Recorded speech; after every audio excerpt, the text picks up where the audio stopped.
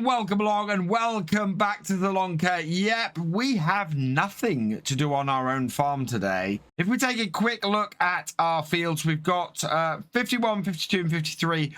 All of them are doing really well. We're looking at both 52 and 53 being ready to harvest next time, but none of them are ready today. Looking at the state of the fields, the pH is all good. The nitrogen is all good. We've just got a waiting game now until those are ready to actually get our harvester out onto. However, that doesn't mean that there aren't lots of fields ready to harvest on this map. And yeah, look at the number of oat harvests we've got. So we've got 1, 2, 3, 4, 5, 6 oat harvests kicking around here. We've also got 3 barley harvests. Now, I'm looking for, I think, the cheapest oat harvest, which is this one here, 1,096. But we got, oh, actually, no, this one here, 488 on field 4. Now, the reason I'm looking at this one and want to do this one is because it's going to cost only £77 to lease the equipment for this. And this will do us the whole way across for every contract today. So we will borrow the items for this contract, and then we will pick up the 2 most expensive oat contracts we can.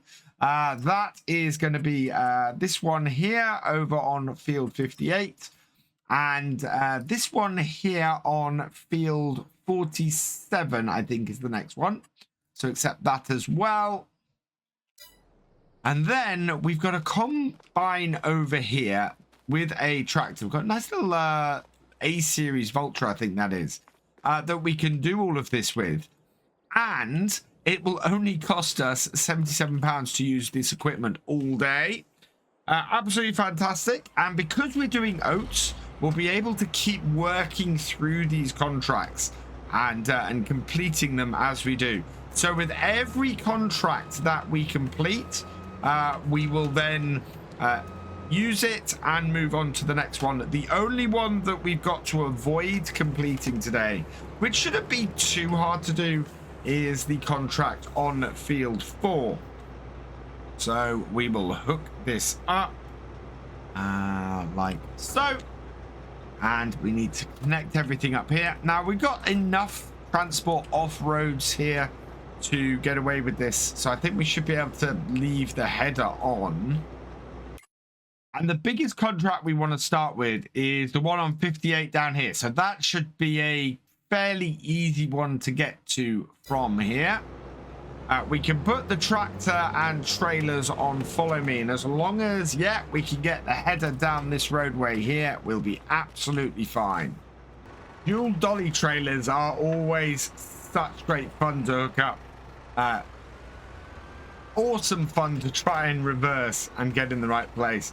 I think I've just about got this though. Yeah, there we are. Pulled them across in the right place. Get everything hooked up. We'll take the covers off of both of them. And then we can set this to follow our combine.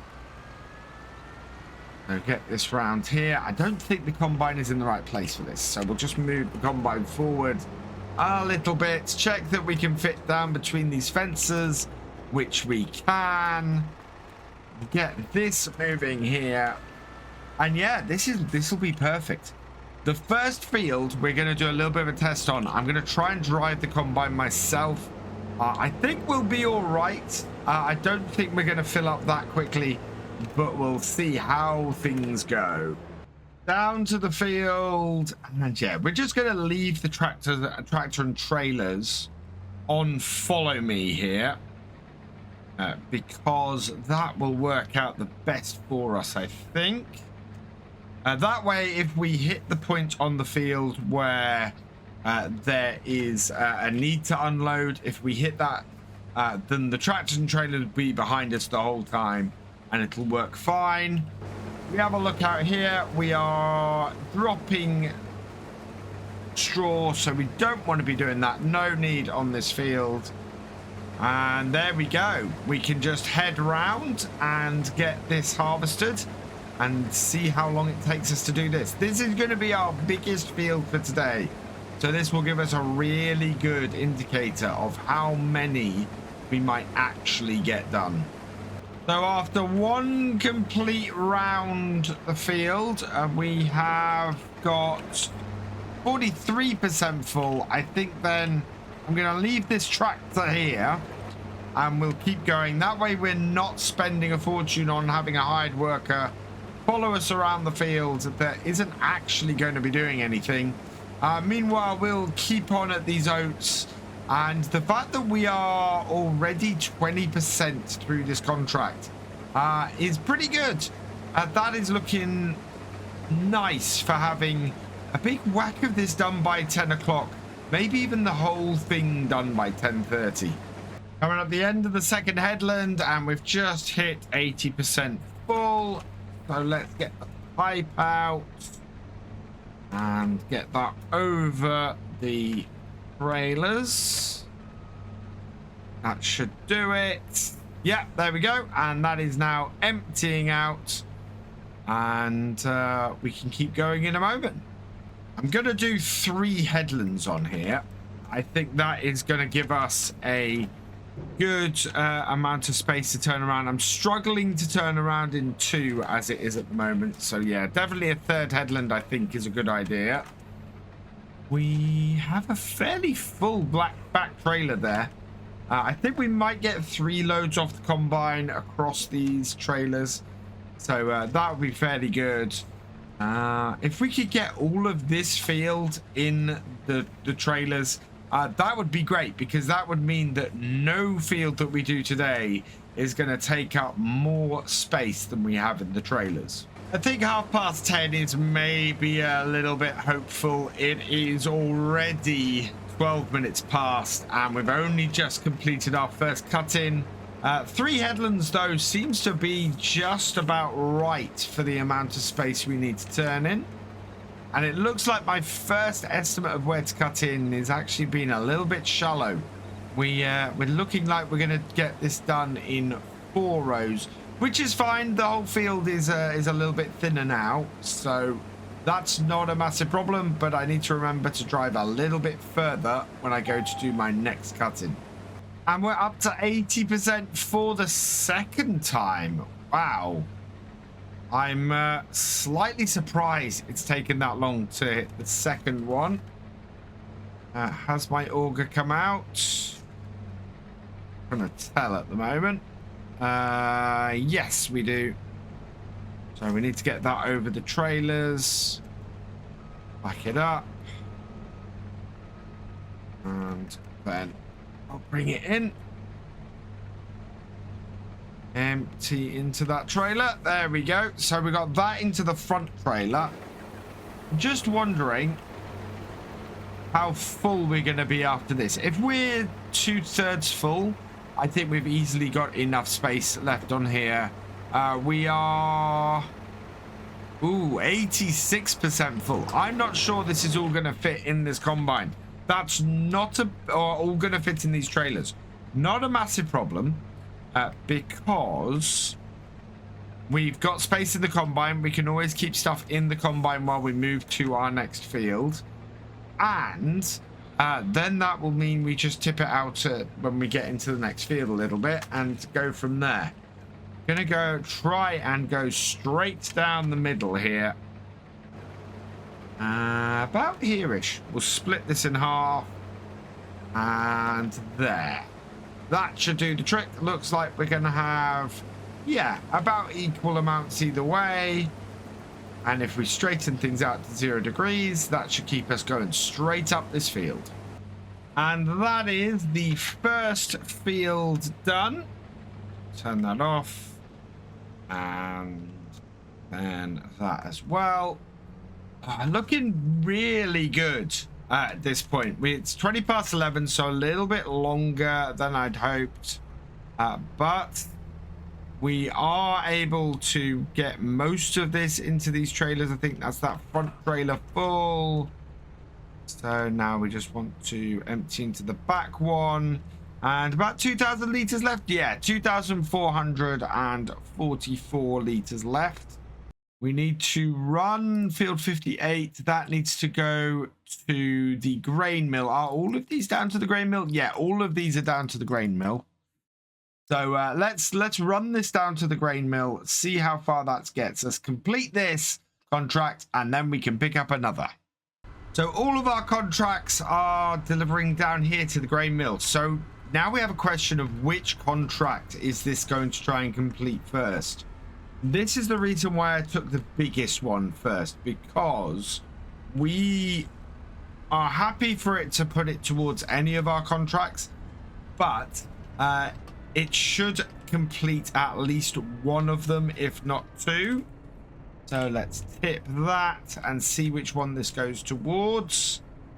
And this is going towards 58. Fantastic. I think this is going towards 58. 58, yes. And 45% transported, interestingly enough. So we'll switch to the back trailer and we will tip that as well. And that should then do 90% complete for this field, which is fine. We just need to move on to field 47 next then, in order to get all of the oats we need to complete the first contract. A little bit annoying because I wanted to find another one down the bottom. Maybe actually we can find another one down the bottom, but we will have to complete 58 first. I've headed back down to the field. We're going to empty the combine and then head up to the next field. I'm not going to waste time completing the contract off here. We'll just head straight up to field 47 and start loading things up. We are already 30% full though. So let's bring this round. We will put this on the follow me. There we go. And combine. Let's get you moving up to your next field. Traveling long distances with this doesn't really help us to get lots of contracts done together very quickly. So I want to try and pick the next contract to be one of the ones we've got around here. We've got several fields that are ready to harvest around here.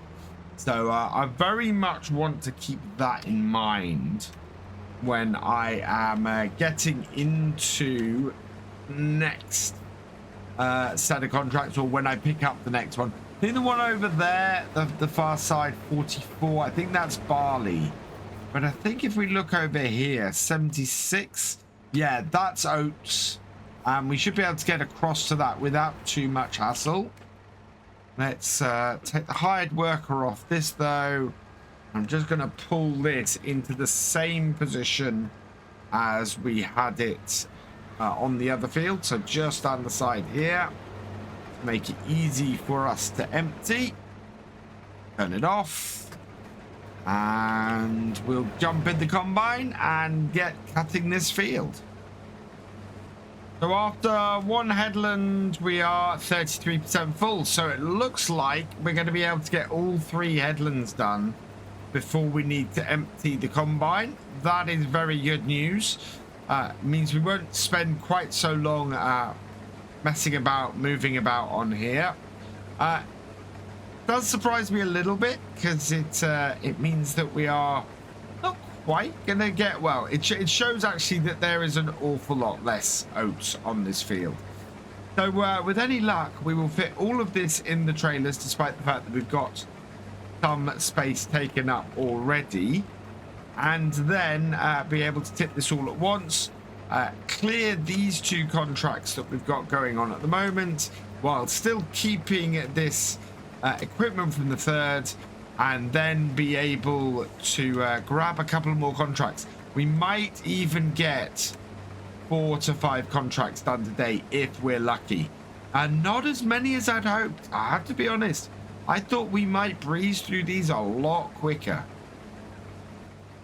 And coming up to the end of the final headland, and it looks like We are nicely full. We're 85% full in here.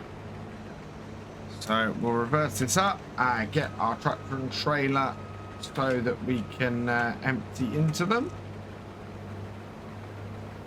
Yeah, this'll be good. This will be a nice amount.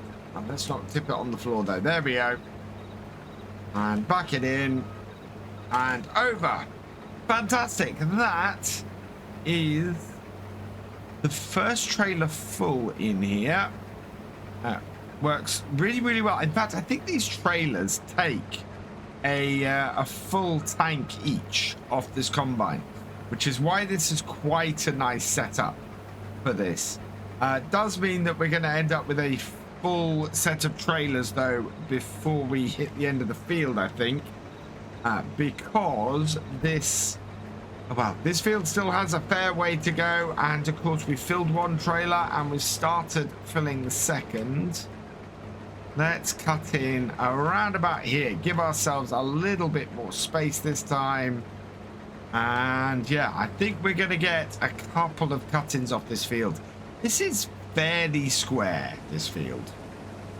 I think that most of this field is actually going to fit in the rest of this combine. We are 4 rows into this cut-in, and we're only 24% full. 60% complete on the field. The amount of oats on here is far, far less than 58. Despite the fact that the price, the amount of money that we get for these two fields is actually not that different. So yeah, pretty good to get as much money as we're going to get off these two fields for the amount of work we're having to do. I will say that cut-in was spot on. Look at that, our final row off this side, and it's filling the header. That is perfect. And this is easily gonna fit in this combine. Last little bit to finish this field off. We'll get the auger out. We'll turn off the header and turn off the thresher. Yeah, this with any luck will fit in the rear trailer. If it does, that's fantastic, because then we can pick pretty much any field we want. And honestly, I want 76. That will be the perfect field for us to move on to next. We'll have to go down the bottom or the top and go round, but I think it'll still work out fairly well for us. And there we are, all emptied. So yeah, that has all fit in this trailers. We are 94% full. So let's go tip these and then see what we can do about grabbing another contract, because it's only 2:05. One thing I like about this grain mill as a destination to deliver stuff for contracts to is it's nice and central on the map. Really easy to get to, doesn't take too long to drop everything off, and means you can turn things around pretty quickly. Field 58 is finished. Field 4 is 10%, 100% transported for field 4. So we now can, we need to just transport a little bit more for field 47, I think. Let's see if this will complete field 47.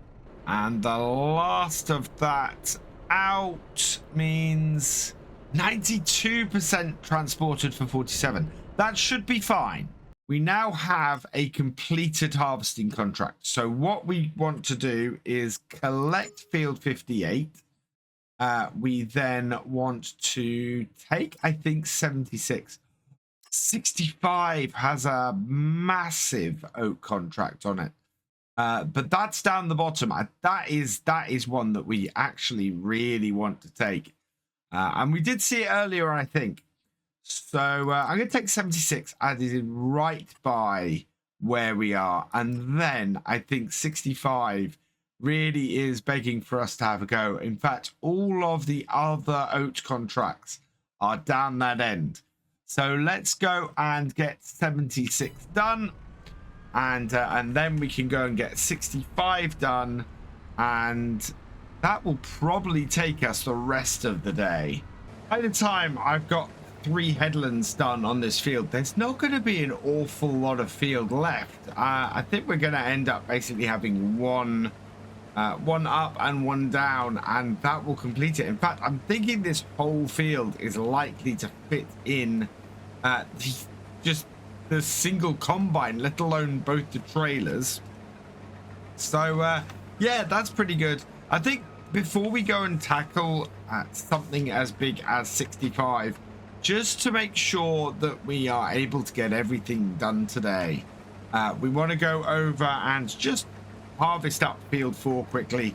It's not going to be very big. There really isn't much to it, and I think just going up and down the field a few times is going to knock it out, and that way we can go over to field 65 and go and knock that out really quickly. Only downside I think is that we've got to go across the main road. If I can find a way to cross it without having to take the header off, I absolutely will. But if we have to muck around with that, that is going to cause us a lot of problems. The lights are flashing and we are 86% full, but, and this is a big but, we are coming to the end of this field. I am amazed at how well we've done on here, and that this field is just, yeah, there's just not that much to it. Not that surprising given that it was only about 1,000 to 2,000 pounds for harvesting it, so not expecting a huge amount, but it has all fit in a single trailer, and that actually means that we might as well take all of this over to field 4, harvest that. That will easily fit in a single trailer as well, and then that job is done, and that will be our 4th field harvested for today. And yeah, still plenty of time to take on some more. When I said field 4 was tiny, I wasn't kidding. I think we're gonna get around this really, really fast. Look at that. That is really small, and it's coming up to 4 o'clock as well. So I kind of want to just knock this out and go. I don't think we need any headlands here, and I don't think we need to bring the hired worker any closer. We'll just go up and down a few times, and yeah, we're 20% completed on this already, but then we have delivered all the oats from this, so any oats off here is a bonus. We're nearly 90% complete on this contract. There are just 5 rows to cut, and it's taken me all of about 20 minutes to do. So that is not bad at all. I'm really pleased with how quickly we've knocked this out. That gives us a little while to go and hit 65, and I think 65 we will probably get a hired worker doing initially. In fact, there goes field 4 contract finished. We must not collect this contract while we need to use this harvester and this tractor and trailer. We absolutely cannot collect on this contract. In fact, we would collect on it now, we would fail both field 47 and field 76. So yeah, we need to go and get this combine started, I think, on course play down on field 65 once we go and tip these. So I'm going to take this down to 65, we'll get it in position, and we'll get those other 2 contracts finished, and then that will give us a chance to actually complete 65 today, because we're going to need to keep this combine moving, and that is a large field. Just got 10 past 5, and we are down at the tipping area. Should be able to get this tipped actually, and then switch to the back one. Maybe bring that in as well. Can we? Yes, we can. Fantastic. So both trailers at the same time to turn this around quicker. 47 is finished. 76 is 80% complete. 76 is finished as well. And we've made an extra £2,486. And that means if we're careful, we can collect on that. And I've got the combine down to field 65. It's going to take a little while to get this contract done, but we could make a whole heap of money off it. I think we'll accept that contract. And we'll get this combine started on it. But what we'll do is that we will get it so that it is doing it with a hired worker.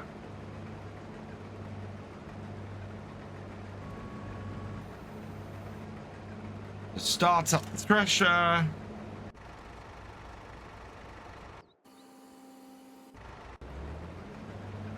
And header down into the field. Get ourselves in far enough to be able to set up course play. We will go with a lands set up with 6 lands per row. 3 headlands, which we've been doing everywhere else. And we want it to go clockwise with a sharp turn in the corner. Generate me a course. Perfect. Close course generator. And first waypoint. Away you go. And yeah, that is on the job. A combine has made it the whole way round for the first headland and is flushing. So we are expecting to unload. Just maneuvering itself round. We'll head and unload here. This is probably the field that we should have started on today. But we will finish on it. We will get to the end of it. And it's probably going to be about 8 o'clock at night by the time we've got around this. But if we can keep this combine going, the whole thing will finish a lot quicker. And it's just gone 7:15. We're on the 3rd headland, and I've got a full set of trailers to go and tip. I've changed the tip side on my trailers, so I should be able to just pull both of them across and tip them like this. So tip that one, the other, and tip that one as well. Both of those then should tip at the same time. Yep. So they're both just about over that. And it works. And wow, 50% complete on the contract. But how far are we complete on delivery? 52% transported. So one more train of trailers and that will complete this contract. Let's look at that sunset. That is absolutely spectacular. It is just ticked over to 8 o'clock. We're going into the night to complete this contract, but once this one is done, it is done. And yeah, combine has just hit 80% full. And the beacon has come on. The combine is nearly 90% full. And this is our last row. So I want to fill the back trailer first, because there's a little bit of space left. It actually ended up filling the back trailer at the end of the row at the top. But I don't know if I have enough space in these trailers to take everything remaining off this combine. We definitely, though, have almost completed this contract. We are at 90% complete. We just need to go and tip these 2 trailers. We know that that will give us a little bit of cash and complete this contract as well. I just don't know if all of this will fit in it. And no, all of this is not going to fit in it. We are at 98% with the rest of this field to go. Unless there's less than 200 litres in here, which there isn't.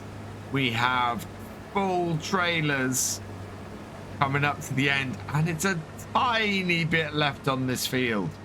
But we'll complete this contract.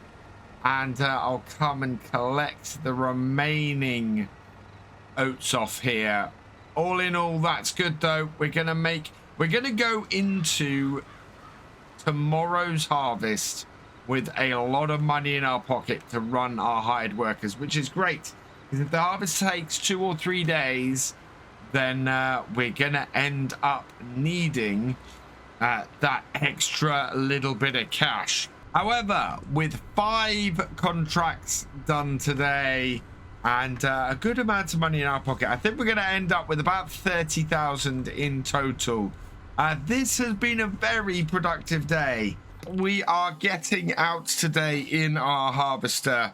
We are heading out and starting on the parsnips and the red beet. So we're hoping to get these harvested fairly quickly. Before I do that, though, what I want to do is something that we said we were going to do when we came to harvesting again this year, and that is under our productions, I want to set all of our bits in here to automatically sell. So we're going to change the output mode of everything to selling. We won't make quite as much as we were, but we should make an average of whatever the current price is. So the current price for all of these tins, yeah, it's so we're gonna make about 2,200, I think, and then we won't have to worry about. In fact, triple soup sells for so much more than everything else. So I am looking to make triple soup and potato soup for the moment.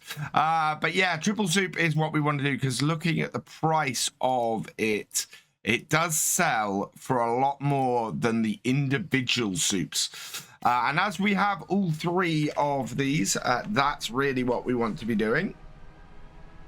So we're going to start on the parsnips down here. We only need a little bit of money. I think it's only 2,000 to buy the potato field. So my hope is that we're going to end up getting that from just the little bit of soup that we've got kicking around.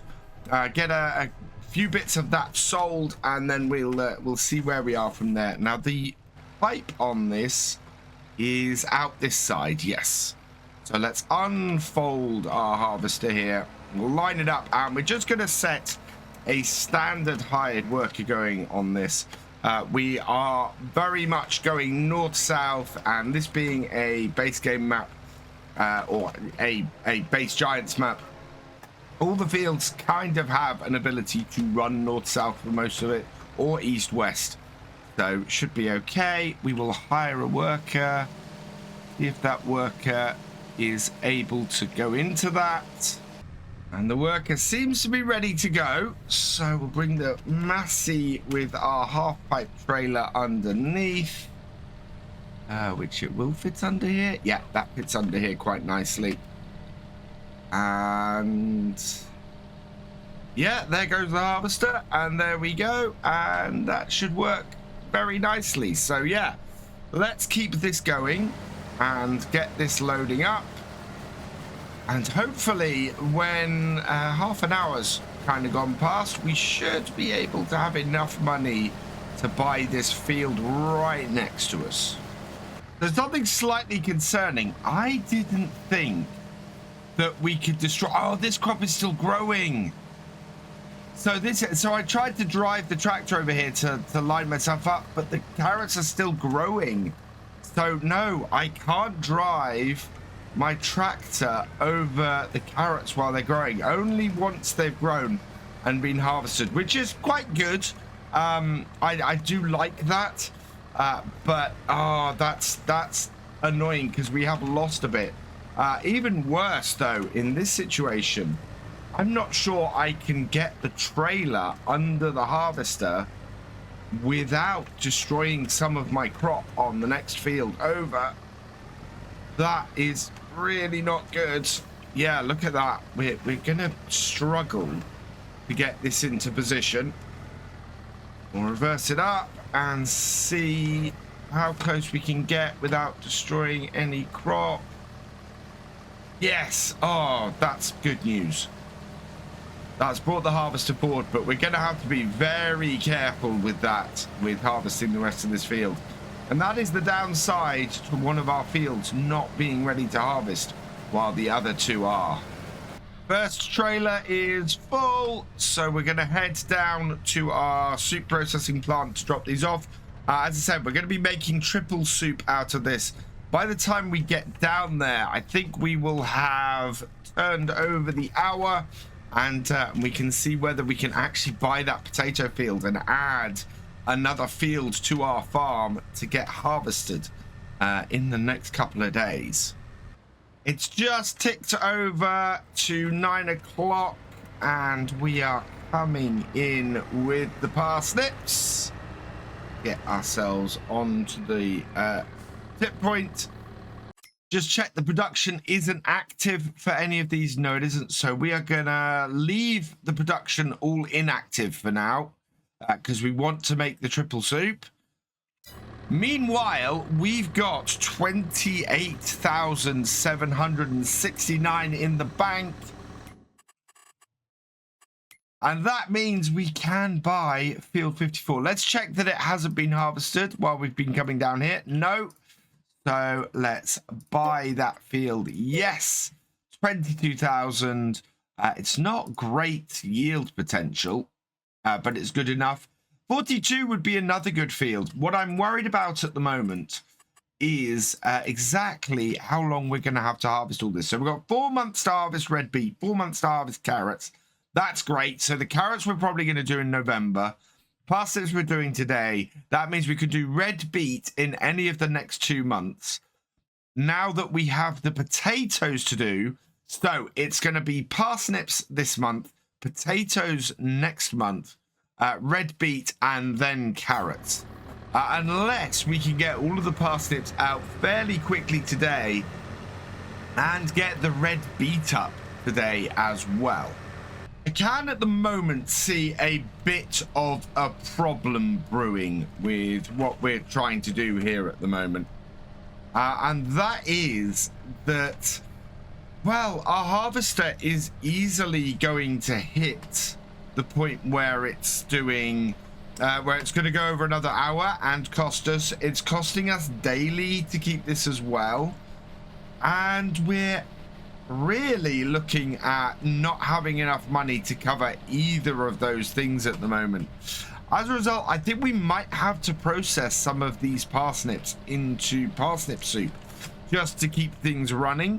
Also means that our best bet tomorrow is probably to be doing some potatoes and getting a potato harvest in for exactly the same reason. We'll be able to then turn that around and save our ingredients that we want for our triple soup. I think he stopped because of this telegraph pole and his inability to get past it. So yeah, there's going to be a little bit of cleanup on this field as well, because we just cannot get past some of the limitations. However, that is all working fine. And as I'm saying, I think we probably want to get get some parsnip soup made from this and head off the problems that we're looking at. So let's head into here and parsnip soup. We've got 24,000 litres of parsnips so far. Let's activate that. And yeah, that will do some parsnips. It won't do all of them by any stretch. So that will be really good for us. That'll get us in some money and head off any issues we're looking at over the next couple of days. I'm just going to stop off at the shop because I've had an idea for something that we can do with the potatoes straight off the bat. And that is, if I look in potato technology here, I downloaded the Grimmy DLC, which is a really good DLC. And I was hoping that we were going to be able to get one of these pieces of kit and just get the potatoes lifted. Because if I can get the potatoes lifted in the background, we can keep doing our soup and get that triple soup in earlier. But yeah, these are all. So the lifters are 16,500. How much is the power requirement for that? Okay, so not very much. I think we could put one of these lifters on our little tractor, get that doing that field, and then finish up with the SE8555 here, or even just a bucket. But I don't think we've not got a bucket set up. So yeah, I wanna try and get that working. But unfortunately, we don't have the money. Oh, in fact, my worst fears have come true. Our vehicle leasing costs for our harvester have come up, and we're 7,000 in the red. We're gonna have to borrow 20,000. No, we're gonna have to borrow 10,000 to continue today because we do not have the cash to keep our hired worker running. So for the first time this series, I've got to borrow some money. We're only going to borrow 10,000, get us back into the black. I want to repay that today if I can, and we should be able to with the parsnips. Let's hire a worker. Look at that. Because of where that stopped as well, we ended up destroying some of our carrots too. That has been a very costly loss. And yep, destroyed even more carrots just then because I'd forgotten to take the Massey out to reverse. The trouble is that these are worth so much per hectare that even losing a couple of little bits like that is a really costly mistake. Currently unloading my fourth load, and yeah, we've only created 500 liters of parsnip soup since we dropped off the third load. So yeah, it's not going to be a huge amount of parsnip soup we made today. It will mean though that we get a little bit of cash in and should make the difference. Maybe we might even be able to pay off that loan before the end of the day and get back to where we were when we started this harvest. We're about halfway through the field at this point and got a decent amount of parsnips off here so far. I haven't looked at the yield map yet, but we seem to be in a pretty good place. In fact, we now have 67,000 liters of parsnips in the soup factory. We are making around about £1,000 an hour from parsnip soup, so that's not bad. So it's not using too much of the parsnip soup to bring in some extra cash for us. Yield map wise, we are looking at a fairly good yield by the looks of this. We do want to stop this before we end up having an issue. Let's back off.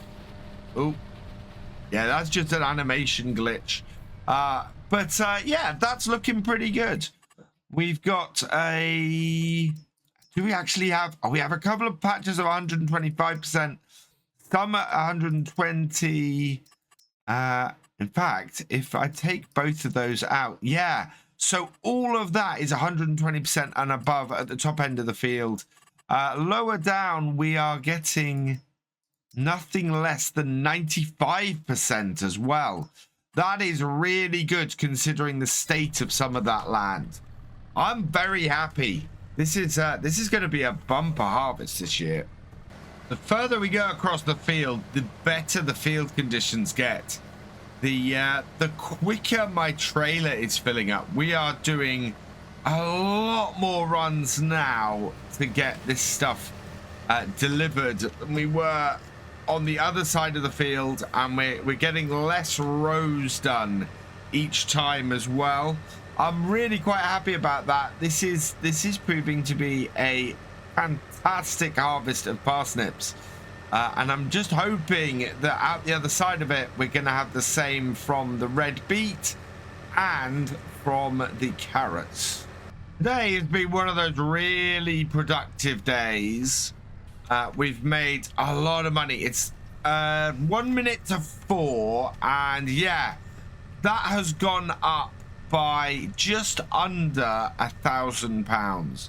So my initial estimate of about £1,000 per hour from the parsnip soup is correct, which is very good news. We're spending £224 an hour on the hired worker as well, so that is a price that we've got going out every hour. I'm very much hoping at the moment that we might be able to sell parsnip soup overnight. We have a lot of parsnips at the moment. I think this is going to send us over 100,000 litres in our soup factory. Yeah, there we go, over 100,000 litres. And that excludes, of course, the parsnips that have already been turned into soup. So we're well over 100,000 litres delivered today. We are sitting fairly pretty, I think. We can afford to sell a few parsnips or convert a few parsnips into parsnip soup overnight. That should give us enough money to get through to the next day, I think. I just hope that our harvester is not going to cost us another hour's leasing between now and getting these parsnips done. Just gone 10 past 5 and we are on our last couple of rows here. I don't know if this is going to be enough to fill the trailer or not. I'm having to rock the cruise control back and forth on the tractor a little bit just to try and keep the belt over the trailer. It's not doing too bad, but it's that little bit of nuance where we have it going either a little too fast or a little too slow for the harvester. Once we got these 2 levels done, once we got these 2 rows done, then we will be in the position to be able to get the end of the field cleaned up. But we've just run out of money. Basically, our harvester has hit a 2nd hour. Yep, in fact, it's hit a 3rd hour overall. That's quite amazing considering that we harvested 2 fields with it only hitting 1 hour last time. And yeah, we've done at least an hour and a half on this. This just shows how much extra we've had yield-wise on here. So we're not going to course play it. We're going to hire a worker for it and hopefully keep that going. But yeah, that's a little annoying. We've had to borrow 20,000 to get the contract or to get the field, just this field, finished. I'm hoping the parsnips are going to sell enough overnight to make sure that we don't have the same problem doing the rest of our fields. And it looks like we do not have a full trailer for the end of this field. That is actually good news because we can go and clean up down the bottom now without too much worry that we are going to have, that we're not going to fit it on the trailer. I think we might end up with a little bit extra, but I'm just going to clean up these little bits and that will be this harvest done. There's a couple of 100 litres left to harvest on the field on those headlands. We do have another full trailer and it has just gone 6 o'clock. All in all, though, I think this has been a very successful day. We've managed to get all of the parsnips harvested, which is absolutely brilliant news. We have well over 100,000 litres in here, which is brilliant as well. So we'll just tip the last 12,000 litres. And if we have a look in here, so yeah, we've got 125,000 litres of parsnips. So we'll continue to sell parsnip soup overnight. We're definitely going to have some costs overnight. I'm quite happy for the parsnip soup, hopefully, to take care of that. As for our harvester, Our harvester is now down to 512,000. Wow. So yeah, we're able to get a bit closer to that. It's nowhere near as close as I'd like. So I'm going to harvest off the last few 1,000 liters of parsnips. There really isn't much more to do on the field. Next time we'll be looking at the potatoes and the red beet. I think we might be able to deal with both of those at the same time. So so long as we have enough money to do it, I think we're going to be trying to get those potatoes lifted before they run out of their harvesting window at the end of next month. We'll also see if we can get the red beet up. We're going to head straight across the road and over to the shop then today because, yeah, I want to do something a little bit different with the potatoes this time. We're going to try and row them up on the field. So the equipment I'm looking to get for this, we're going to need the Grimmy Topper, and that's what we're about to go and use on this tractor. But we've got this Grimmy Pack mod downloaded as well. And I think we're going to use this, the WR200CDW. We're eventually going to have to get the SE8555. But this should do us for what we want today. Now, this is going to lift the potatoes and get them rowed. So that should be perfect. This is going to have to go on the back of the Massey. So we're going to get the little farmal topping first. So let's grab this. This is the Grimmy KS75-4. It looks like it goes on the back or the front of a tractor. I tend to use it on the back of a tractor. So we will lease this. We could buy it outright, but that'd leave us no money for everything else. And also, it's negligible leasing cost on this. I'm hoping after this year, and we've got all of our crops done and sold and everything, we're going to be able to buy a lot of the equipment we've ended up having to lease this year. The one we're not going to be able to, because it's still going to be $500,000, is the harvester. It is just way too far out of our price range to do that. I'm hoping maybe after next year's harvest that might be the case, but certainly right now it's not. So the width on this is 3 meters, so this will move through the field much faster than our harvester will, or our lifter will. So this should get a nice head start. Only downside to this is that I really want to use this tractor. Actually, no, I want to use this tractor on the piece of kit we're going to use to collect these up. So that should be fine. Let's get this lined up. I think it's going to be, yeah, it's basically 4 rows by the looks of things. We have got care wheels on this tractor as well. So that means that we're able to go into this crop without any issues. Let's set a hired worker down on that.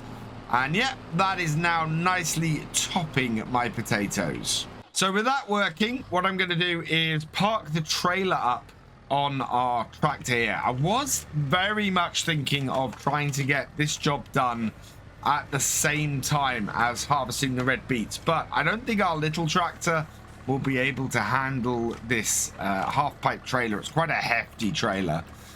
And I don't think that we'll be able to run both at the same time. So potatoes very much is going to be the order of today. Nothing coming. Good. We can just skip across the road. And that means that even if we aren't able to get these lifted, aren't able to get these collected today, we should be able to, at the very least, get them so that they're not going to wither, which is a big worry of mine at the moment. So back into here, we're going to get the WR200. We don't want manual discharge. We do need to change the number plate on this. And we'll change that to Thefisherj, so it matches the tractor. Yep, there we are. And lease that. Yes. So that's 841,000 for leasing that. Now, we could, I know a lot of people will say, oh, you could have put the topper on the front and had the and had the harvester on the back, and the topper is twice the width of this harvester, so it wouldn't have worked. Plus, this harvester is almost full horsepower for this tractor, so it wouldn't have worked that way either. Now I'm going to pop this into here because we need some narrow tires on this tractor. That is not going to cost us anything because we started this tractor off with narrow tires. We'll start her up again. Oh, actually, while we're here and while we got the money, you might have noticed as well our condition. This needs repairing. It conked out on me 3 times during the last video. So, yeah, that does mean we're spending a little bit more money for that. On the plus side, we are still selling parsnip soup today. I can't see any way around that. It's going to hit our triple soup eventually, but at the moment we just need the money coming in more than we can wait. Once we get these potatoes up though, we can turn that into potato soup and have that working, which will give us a much better attack at the harvest and actually getting triple soup made and not having to use any of our stuff that we want to use for that. So we'll bring this into here, and I think we're going to try and set up a we're going to try and set up a GPS for this. So turn it on, drop it down. We will turn on GPS and then in. And I want to be putting these windrows down on the field if I can. That seems to be working fine. So let's set our first waypoint once we're actually at 0 degrees. Like that. And first waypoint. And away. And yeah, this now should mean we are pretty good for this. We want to auto width. And away we go. Yeah, and look at that. So we're just putting in windrows now of potatoes. We'll go up and down this field doing that. They're not going to be very wide though. Wow.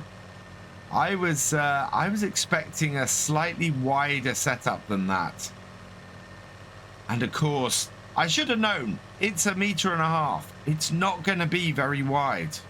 Now, the approach I'm taking with this is kind of a racetrack like approach. We're going up and up this side and down the other side, and then once we've got across, we'll do the same with the next set. It seems to be working fairly well. We have got these nice windrows of potatoes out. And it's going fairly fast. We're doing the downward approach at sort of, or downhill at about 9 miles an hour. Uphill we slow to 6, but yeah, we get back up to 9 at the top here. So it's working really well. We've got a very nice collection of potatoes coming out.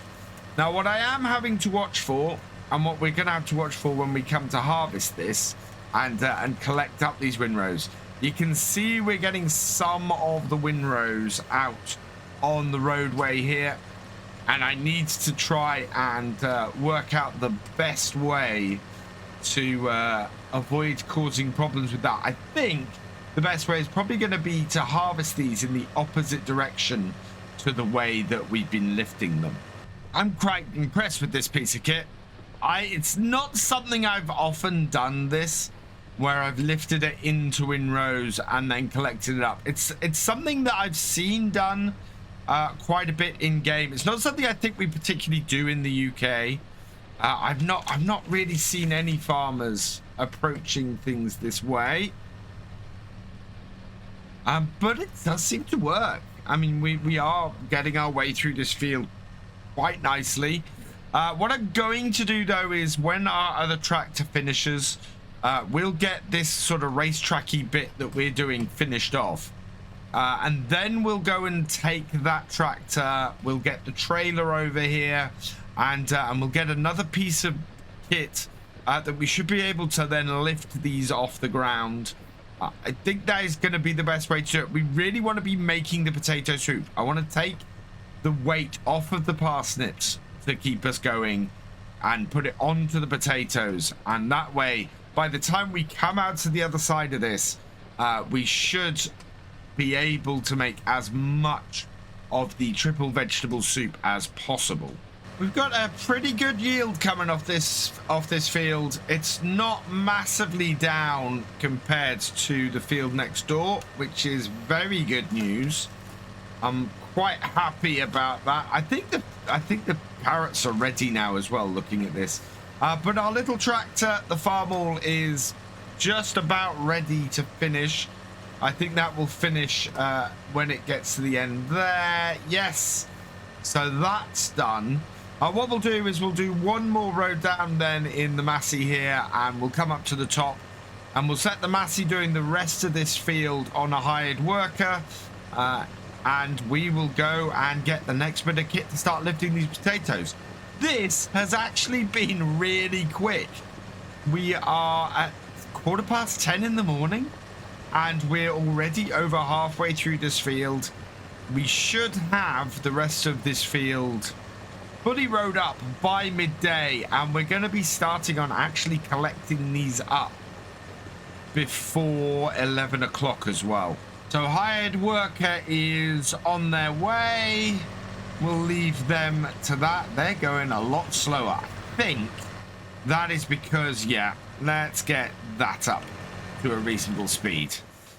Right, that can get to work on that. We're going to jump in the farmall now and take this back to the yard. We'll grab the trailer, get that up to the field as well, and then we'll head to the shop and see what we can get to start collecting up these potatoes. I have a feeling I know what some of the comments are going to be on this video. I'm looking at this and trying to figure out which actually is the right way round to attach to this Grimmy. I'm not sure I've got it the right way round. I have a feeling that yeah, this may have supposed to have been the other way round. Anyway, does not matter. It worked, so we're all good. Right, let's get the trailer out of here and start getting stuff collected up. As I said, I'm not going to cart with this. We will just use this tractor to get this to the field first, and then we'll go and get the harvester. So the piece of kit we want to pick all these up is this, the Grimmy SE8555. Again, it only deals with those rows, but that should work fairly well for us here. Cover or standard configuration, no manual. Oh, yeah, I do want the manual discharge on this actually, and yeah, it should work fairly well. Again, we're going to change the number plate, because ArkAngil has their name on the number plate for the little farmall. So, okay, that. And buy that. Oh, no, we can't buy that. We've got to lease this. 4,574. Ow. That's a little bit of a hit we're taking for that. But I don't think it's a hit I'm too worried about. We do need to get these potatoes up. It's not taking us very long to do all this, so it all kind of depends at what speed this works. And yeah, wow, this seems to be a really small tractor to have on this, but it does have the horsepower to run this, and my other tractor is tied up lifting potatoes. To get this down to the field, try and line it up with the first row, and we've got some in the grass, so we need to remember that. We will turn it on. Oh, need to unfold it first. Yeah, there we are. Turn it on. Drop it down because I can see those potatoes. And oh, the tractor's struggling a little bit. Don't know if that's because of where we are or whether that's this tractor just cannot handle this. We are picking up some potatoes. This should work on this tractor. Let's drop ourselves down a gear. There we go. We are just and too high a set of gears. But it's not happy. Yeah, look at that. We're spinning wheels like mad. Oh, because it's lifting the tractor off the ground. I think this tractor may be too small for this. That is a bit weird. Yeah. It is lifting the back wheels of this tractor up as it's on here. So I think we're going to have to get our other tractor on it. Unfortunately. That's a little bit annoying, but there's not much I can do about it other than wait for the Massey to finish. To be honest, that would have been a little bit strange if something hadn't gone wrong to delay us. We were doing so well and making such good progress. It felt a little bit out of place. This, though, is still working well, and we're still going to be knocking this out before midday, which makes me happy. Gives us half a day to get all these collected up. And of course, the all important thing is if we don't get them all collected up today, then with not fearing this all withering, we'll be able to still get it collected up once we've got the rest of our vegetables done. But I don't think that's going to be a problem. We are doing really well as far as progress goes on here. We've got our last few rows to get out, and yeah, it's only just gone 11:30, so there's plenty of time to bring this back and get all of this done today. There is actually a more efficient way to do this that also uses well, basically creates one windrow from 3 passes.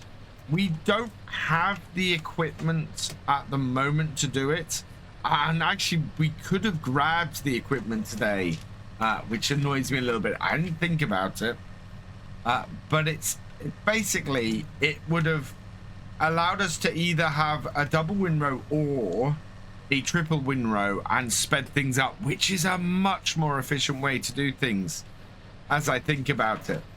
So when we come to do this again next year for the next harvest, I think that's probably what we're going to try and do. Try and get a double or triple windrow sorted here. Get another piece of kit. Knowing that our farm will can't run that harvester, I think there's a really neat way to do this that would work really well. So yeah, I think there are options for us to try something a little bit different next time and speed things up even more. Field is all rowed up. We just need to lift out of this last bit, turn it off, fold it up.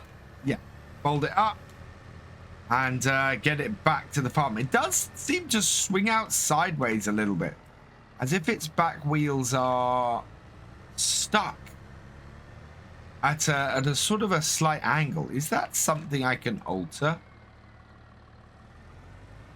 Yeah, it wants to sit off at the side, which is weird. Very, very weird. I'm wondering if there's a... No, there doesn't seem to be anything to sort that. So, yeah, we'll have to have a look and see why that's happening. Disconnect it here, though. Hopefully not blocking access to our sprayer. Disconnect all of that. Right. Let's go and see if we have any more luck with this harvester with the Massey instead. Pick it up and turn it on.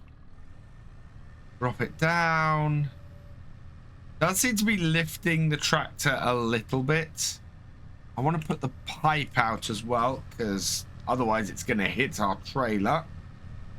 And let's pull forward and see if this works. Seems to be handling a little bit better. Yeah, oh yeah, that's handling that much better. And because we got the manual unload, oh no, it did actually try and unload that into the trailer. This is when things start getting a little bit time consuming. We are only a row and a bit in, and we're already at 98% full. In fact, that is got to be just one more litre. Yeah, so 6,800. And this is now when I have to go carting with a tractor I'm not sure is 100% up to the job. We want to stick ourselves between the potato rows with our wheels and see if we can get this unloaded. And this trailer will hold about, or hold almost 2 loads off this. 12,100 is what this has. So I'm expecting to unload this again at the bottom. And yeah, as long as this little farm can pull this, we'll be okay. But I do have my concerns as to whether we'll actually be able to pull it, in which case I think we're in for a rough ride, because then that means continually disconnecting this tractor from this harvester to get this to work. Second load up off the harvester, a little bit uphill, and it's not overly happy, but we're not going to be doing a lot of uphill carting with this. We're not emptying the harvester as it goes either. This is the bit that's going to take the time. We've now got to get all of these potatoes off this field and get them to our soup factory. And I am absolutely convinced now that there is a better way for me to have done this. It would have cost me a little bit more money, but I think it would have saved us a lot of time to do it.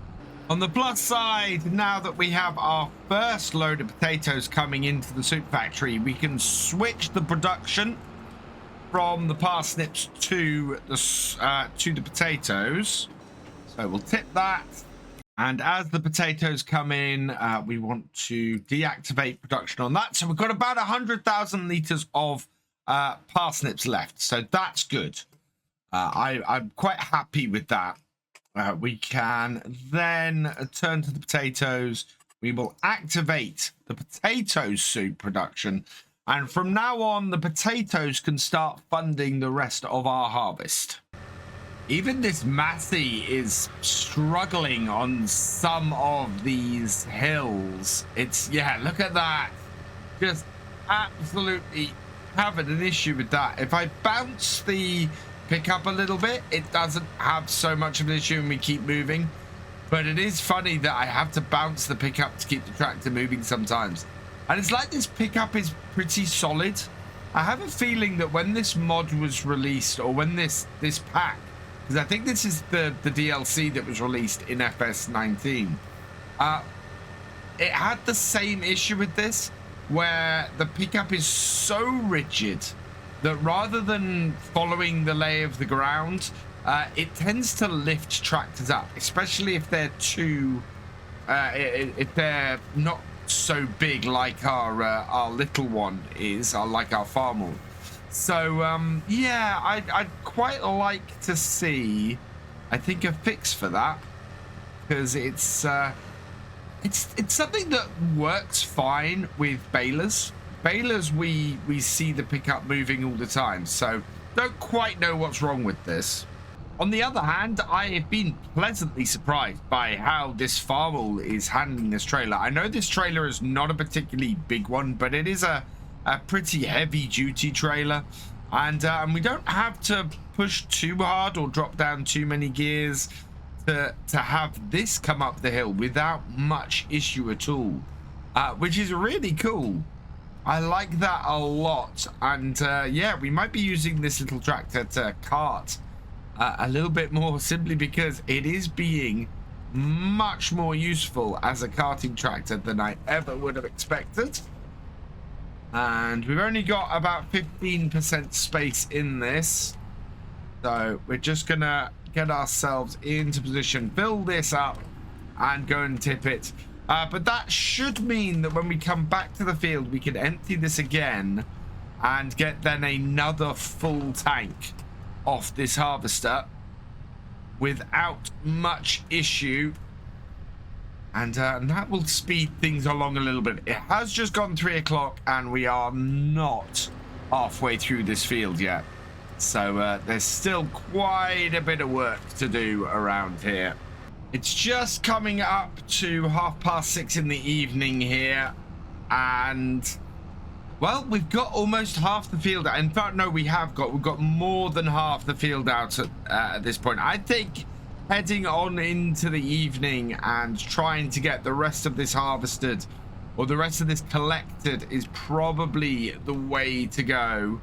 But with the sun setting, I think it's going to be fairly hard for us to see what's happening soon. So let's get some lights on here, full working lights, and I am going to continue on and get the rest of this collected. Yeah, not that many more rows to go from what I can see, so it shouldn't take me long to do this, but it is getting on, and as a result it's getting harder to see around here. So I think the best thing for me to do is collect up the rest of this off camera, get this finished for the evening for a nice fresh start over there with our vegetable harvester next time to pick up the root crops and pick up the red beet, and we'll go from there. We are heading up to harvest the red beet, and the potatoes actually are holding quite nicely. We've got about 117,000 liters of them, so they are very nicely just sort of bringing in money. It's given us 16,000. I think as far as our harvester is concerned, we have how many hours on it? We're just over 3 hours on it. We went slightly over last time, so we should have plenty of time actually for this to be harvesting stuff. Let's start this up, put the header down, which means everything will unfold. I'm just going to lift up the belt a little bit just to make sure we have good clearance. We had a little bit of trouble with it catching the tractor a couple of times, so let's put a hired worker going on this. We can then jump in to our tractor, set ourselves going on a good cruise control. It'll let me, come on, up we go. Yeah, and we want to stop that down to a little bit lower, and that should get us into position and unloading our harvester. In fact, I want to be going a little bit faster, I think, just even that up a little bit. And yeah, we're kind of hoping that we're going to get a good amount of red beet off here. Our target is 100,000 liters. If we can match the amount of parsnips we've got, we're easily going to match it with the carrots. The carrots is a similar width of field to the one we're doing now. It's maybe a little thinner, but it is a lot longer. So I think we're going to get more carrots out of here. So as long as we hit the 97,000 liters it is, I think, for the parsnips, as long as we get as much of that out in red beet, we're going to be doing absolutely fine going forwards. It seems that roughly 3 rows is enough to fill the trailer on here. It's yeah, it's coming up to 95% with this, with the end of this field in sight. I think we did this before. I think we went and just loaded up and basically got it so that it was only doing 3 rows before when we were doing this field last time, when it was parsnips. And it's really interesting to see that we got a similar amount this time. When we get to tipping this, I want to go and have a look at exactly what kind of yield we're getting off of here, because 12,100 liters off 3 rows, that's not a bad start. The super factory is just the right distance from our farm for it not to take too long to do this job. It's a little bit of a longer turnaround than if we were storing it at the yard, but seeing as we only have this trailer at the moment, it makes sense to come and tip this here.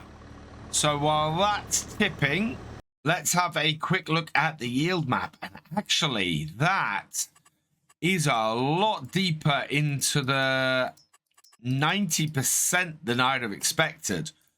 What is the soil type like? And this is why, look at that. While we've got an 87 on the fieldwork score, and that is mainly due to the fact that we're having to plow these each time. We are getting, wow, we're just gonna hit a huge low point all the way across this. So you can see we got some really good stuff there where the loam is coming across, but yeah, this is not going to be a great field. One difference that we are going to feel as we're going across this field, and in fact are already feeling by the show of how full the trailer is already, is that the increased yield on the loam is going to come more and more into effect across the field. So while our first trailer was filled up with 3 full rows going across the field, we are going to fill this trailer well before we get to the end of this row. In fact, you can see we're already at 95% here, and that is going to top out with a good distance before the end. In fact, there it is. We've hit the end of the field, or we've hit the full trailer well before the end of the field, so that bodes well. The further we go across the field, the more crop we're going to get out of it. So the current load we have on here now marks roughly the halfway point. This will give us 48,400 litres in our soup factory, ready to turn into triple soup. So let's tip that out. And yes, so we got a little bit to go on there. So that should read 48,400 in a moment. That compares to the 98,200, which halves down to 49,100. So yeah, we are within a stone's throw of half of what we need today. How does that compare to how much of the field we've harvested? We are about, in fact, I'd say we're just over the halfway point. But the thing that is going to come into play is this streak of green that you can see coming in here, which of course matches the loam. So we're going to get a larger yield off this section of the field than we did off this section of the field. It might just be enough to match the parsnips, which would be absolutely fantastic. We'd end up with just under 100,000 litres of triple soup, if that was the case, because I am still expecting our carrots to produce more than we need. The red beet were the ones with the big question mark over them. And so, yeah, 100,000 litres of the triple soup is going to give us 230 to 250,000 pounds when they're all sold. I was kind of expecting to be finished maybe by about midday, given that this field is significantly smaller than the parsnip field, and therefore I was kind of expecting us to be through it a bit quicker. But it does look like it's going to take most of the day for us to harvest it. Not a big problem, because that's what I was fully expecting. I do want to make some improvements and things to the farm. We do need to get a shed in order to get some of our stuff under cover. I'd like to add a shed for storing all of our pallets and everything that we've got as well, because yeah, we could do with some of that around the farm. And a couple other bits and pieces. Also, significantly, I could do with the new house. I've been living out of a bus, an old bus that's up on wood for a year now, and a decent house wouldn't go amiss. Even just a small one that's maybe placed on that grass over there. So I think we'll be looking into that as well. My thoughts going forward as well is next month we probably need to start looking at mulching these fields and maybe trying to raise the environmental scores of some of them. The field at the top, field 51, is looking a bit weird at the moment. It's got plenty of fertilizer. It's yeah, sitting where it should be on nitrogen wise. It is sitting where it should be on pH as well. But it's saying it's lacking on both of them. So I don't quite know what's causing that. Field 43 has all of the normal stuff. So I want to try and sort out those issues next time as well. I think we will be spreading a bit of lime. We've still got that lime spreader, thankfully. So we need to spread some lime on the potato field. We probably need to as well get the mulcher on there. I don't think we have a mulcher at the moment, so we need to buy one of those. So we'll be looking out for that too. I think I'm also going to be looking out for another tractor. If we can get another tractor for sort of 40,000-50,000, that is only going to help us on the farm going forwards. So it's one of those things where we are going to be looking out for several things, looking for several improvements to make. I can't make them during the middle of the harvest because, well, our harvester costs us so much to run. I'm waiting for it to hit its 4th hour and end up costing us another 16 grand for its leasing. And it costs us 6,000 a day. So thankfully the potatoes are keeping our head above water at the moment. But we do not have a penny to spare at the moment. And then once harvest is over and we start getting money in from these crops, we'll be able to start looking at making improvements to the farm, bringing in more equipment, bringing in more machinery and things, and going from there. I think we might have to take a punt on getting a mulcher next time though, and getting the 3 fields that we've already harvested mulched before the end of November, because we're coming into the next year. We want to start planning exactly what we're going to be planting where. And in fact, just as my harvester was filling the last up on the trailer, we have gone over the 4th hour with our harvester. So we're back down to 7,193 pounds. So yeah, our money is essential to keep us going at the moment. And we have enough to get through to the next day as well, which is just great news.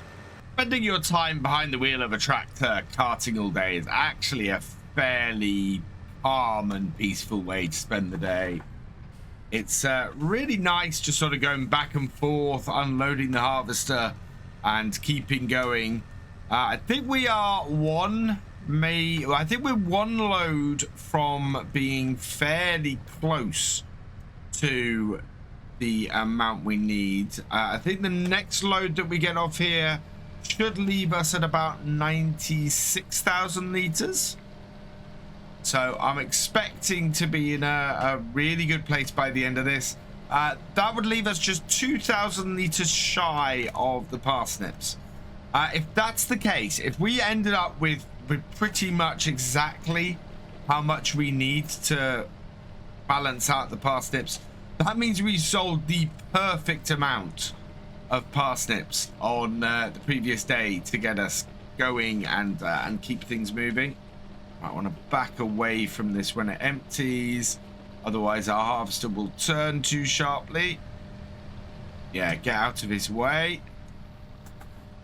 And yeah, I'd be really happy with that, because that means we are using all of our crops and everything we're getting out of here to the fullest potential. Looking at this, I think we've probably only got 3 more rows left. We're at 13% here, so yeah, I reckon it's maybe a trailer and a half left to get off this field.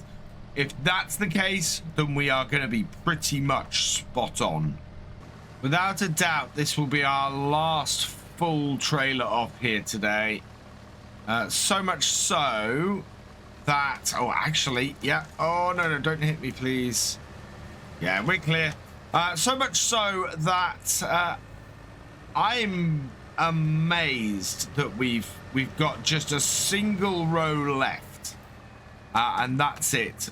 This will put us up at 96,900, so about 1,100 shy of the target that we have for the number of parsnips, and that's perfect. I could not have done that better if I'd planned it. That is such a great result. We should have a few extra red beet, I think.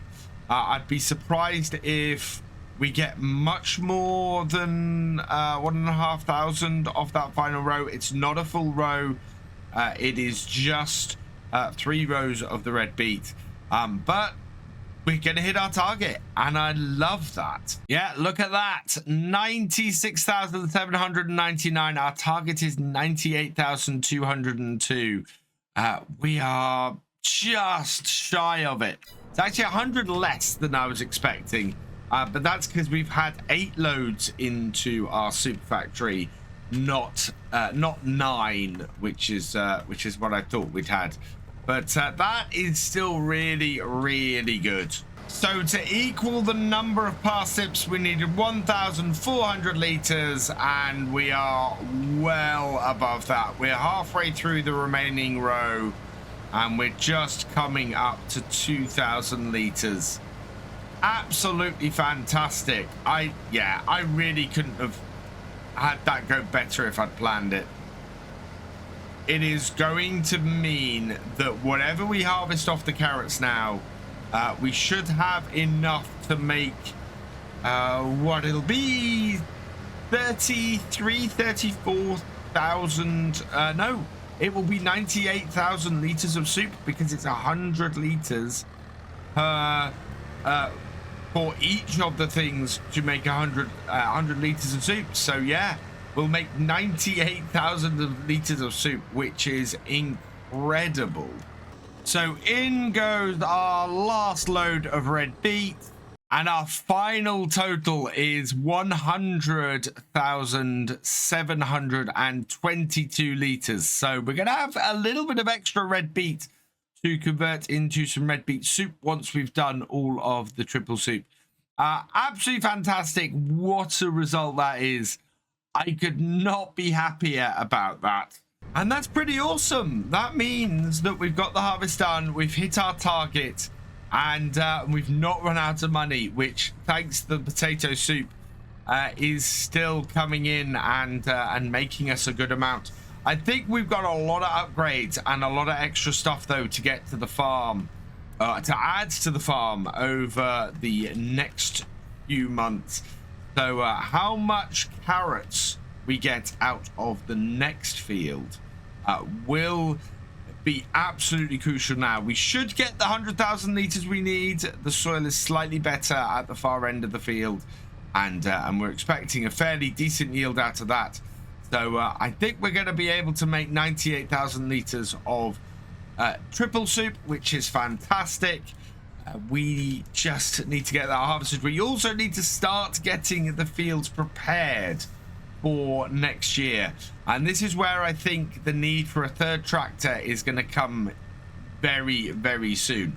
We are back on carting today for the last time, I think. We're hoping to get at least 98,000 liters of carrots off the farm. I'm absolutely expecting that to happen. Our field is larger than the red beets were. It has a better spread of soil types, so we absolutely should be able to get this off. The big problem I foresee happening is that we've got rain on the way. So it's very possible that our harvester and our tractor might get a bit bogged down if that happens. I'm hoping they can keep going in that instance, but we'll have to see. We have no choice but to get these carrots out today, though. This is the final day to get the carrots done. And if we can't get them done, then that's going to be an issue. Also, if we want to go spreading lime and spreading and mulching the ground, we are going to have to go with something probably later in the day, I'm thinking.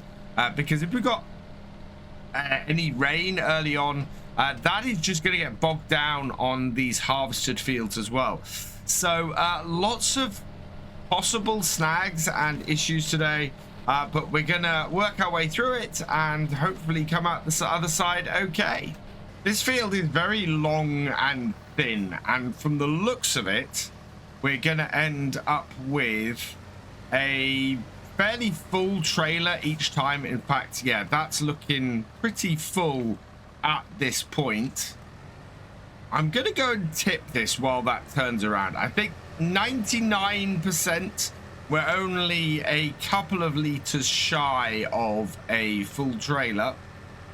It's gonna be the best way to do it. Do a single row, go and empty whatever we have from each row, and we know that then we're not going to be coming back for a little bit further on. I think that cut there was actually the highest amount that we're going to get off any single row. So I think it makes sense for us to do one row and tip and keep it going that way.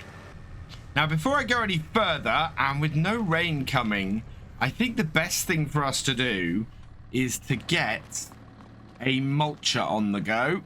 We have a look at what we have available here. We've got a TMC Canella for 150 horsepower. That's 3 meters. 130. Oh, wow. Yeah, if there was ever a time where we needed a new tractor, this is it. We can only really get a 1.4 meter one, and I don't think that's a wise choice.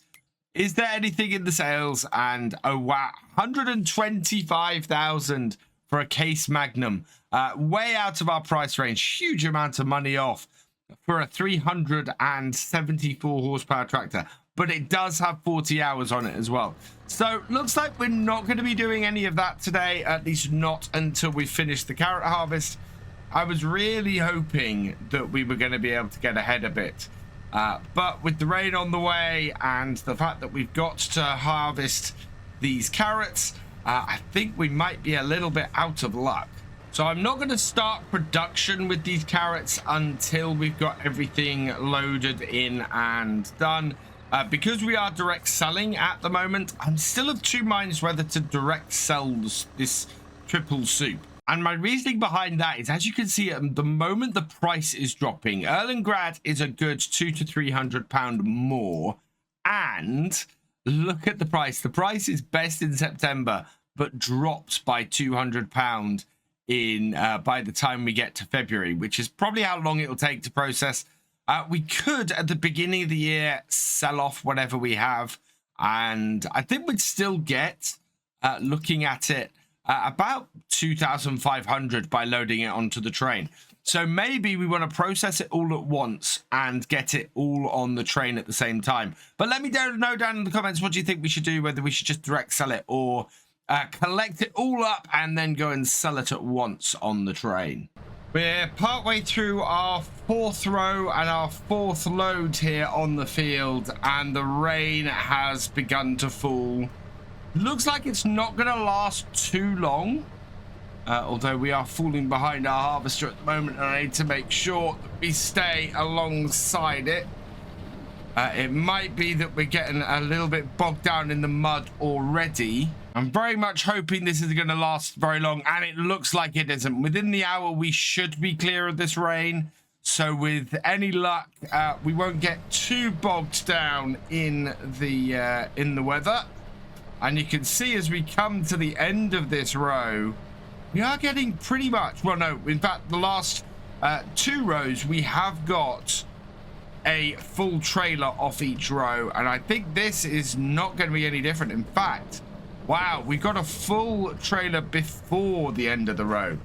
So it seems to be getting a higher yield the further we go up the field, not less, as I'd originally expected we were going to have. We're definitely getting bogged down a bit now with the rain.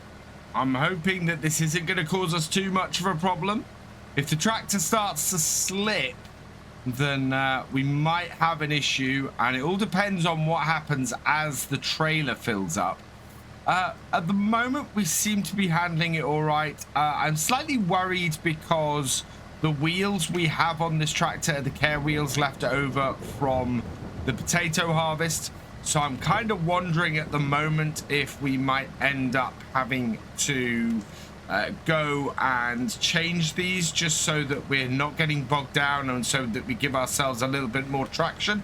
I don't know if that actually would make any difference, but yeah, if we get stuck, I definitely think it's worth a try. Mud has got quite deep now here on the field, although the rain has stopped. So I'm very much hoping that we're going to be okay, but you can see how much the back of the tractor is sinking into the field. I'm hoping it's not going to be so bad in the roads where crop has yet to be harvested. Let's get this round before we get hit. So we'll see if we get stuck in here. How much is it going to sink in? Doesn't look too bad. We'll see if it's all right, but I'm slightly worried about how we're going to do. I think these rows are not going to be so bad. I think it'll be the return journeys that are going to be worse. In fact, yeah, we're doing all right. We have got the harvester sinking fairly deep. Oh, I just hope that we don't get delayed by this. That would be bad. With any luck, things will dry out fairly quickly, though, and we can get this whole field knocked out pretty quick as well. It looks like our tractor is conking out a bit. I think we need to do some repairs. Yes, we do. Absolutely. So on the way back, with the mud still pretty deep, I think what we'll do is we'll stop up at the shop. We'll give this tractor a repair and we'll put some thicker tires on it. So on our way back, let's just pop into the shop here and down to the workshop at the back. I really would like to have my own workshop on the farm if I could, but at the moment we're having to do all this here. So we will repair it for 2,000. We will customize it and we will put on a set of standard tires. So customize that. Yeah, doesn't cost us anything to customize our tractor because we've had those tires before. And starting it up, we are away again. That was nice and quick. Oh, looks like our harvester, though, has gone over another hour because we're down to just £7,000 now from a high of about 20,000. Time is coming up to 1 o'clock in the afternoon. We are at about the midpoint of the way through the field, and you can see this sort of working its way across here. And we now have, I think this one is going to take us up to about equal with our parsnips. We have a look in here. Yep, we are 84,000 litres in here, 84,620. This will take us up to 96,200, I think. So just 2,000 litres shy of our target for the parsnips. That's really good news. In both cases, that's absolutely fantastic news because we are making decent progress through here. We are going to have a lot of excess carrots, which I think we're probably going to do the same things we did with the excess parsnips and turn them into their own soup and just immediately sell that to bring us in some extra money over the winter. All in all, that is looking great. And yeah, we are going to have enough by a long way, as I thought yesterday, in all fairness, to make the triple soup, which is fantastic. My biggest problem, I think, is the amount of daylight we have left. It being November, we're looking at losing light around about 4 p.m. I really would like to, at the very least, get lime onto the potato field ready before we go into winter. Because basically, I think we're going to pick up in March after this. That will be potato planting, so we're going to have to start turning our fields around. I'm hoping another tractor comes up over the winter that we'll be able to buy. Otherwise, we're going to have to put a lot of money towards buying a brand new tractor come the new year. And I don't really want to do that. I'd like to pick one up over winter if I can. We'll drop these off here, though, and this should take us, as I said, to 96,000. And there we go, 96,720 litres. So we now have enough, pretty much. I mean, we will definitely have enough to start making the triple soup.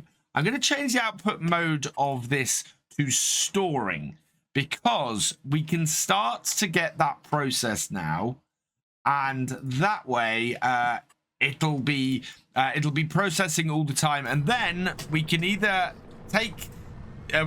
load up the sword stuff come the beginning of next year, or we can just set it to sell and sell it all at once.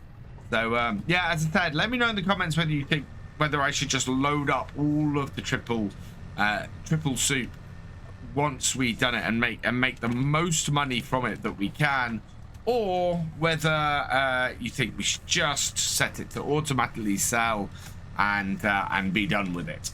Now that we're a little way into harvesting vegetables, I'm finding the whole process a little strange.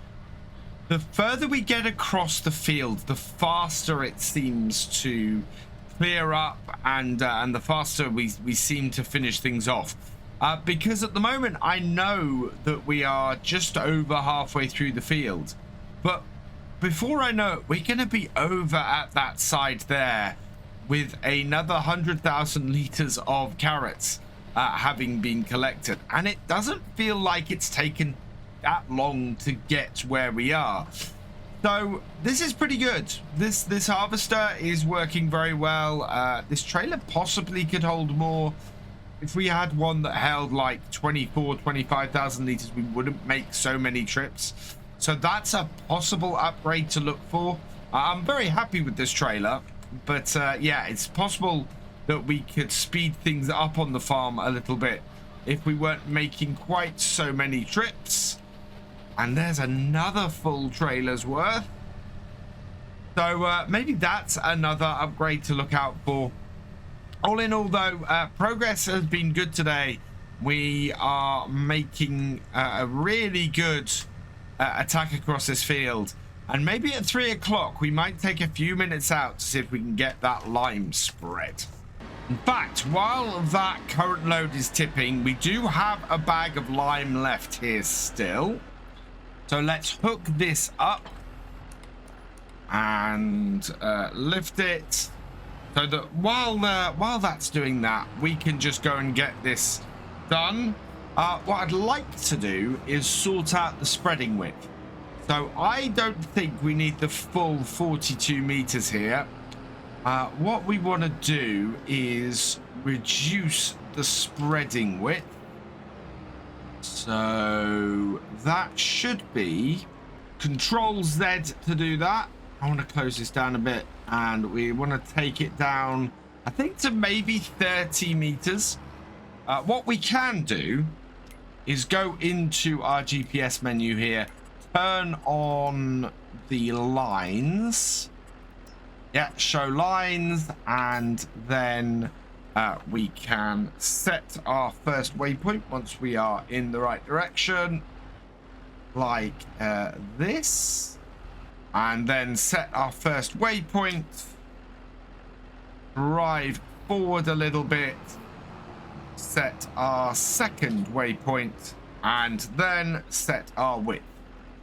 And we can see that our working width is still more than half the field, so change that again.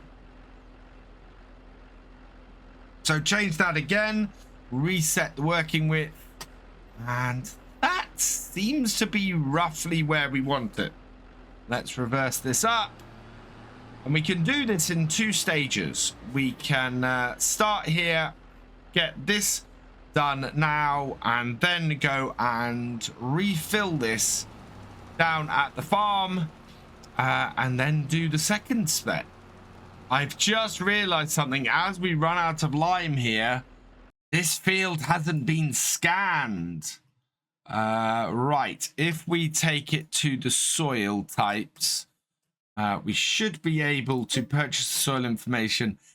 It's a little bit expensive way to do it, but we don't really have the time for it. And now I'm hoping that my pH level,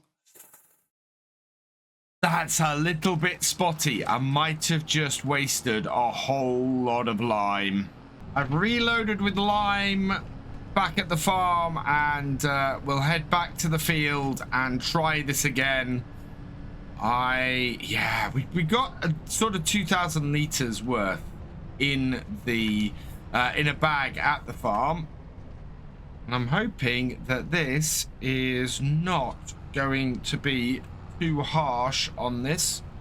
Are we spreading? We are spreading. It's going down fast, which isn't great. And we just need to get this strip here. Turn it off. 71% still. So that's really good news. There should be enough to get the top end of the field here done. And I think we might have to widen this for the return trip. It's not an exact science, unfortunately. But we do have a nice half of the field done. We got 55% left. Let's see where this gets us. And line it up. Yeah, that is not anywhere near being central. So we'll bring that back up. We will take this back out to 30 meters like that. We will redo the width. Bring the lines back up. And yeah, move them across until they hit that edge there. Line ourselves back up. And yeah, that looks like we're about in the middle of where we want to be.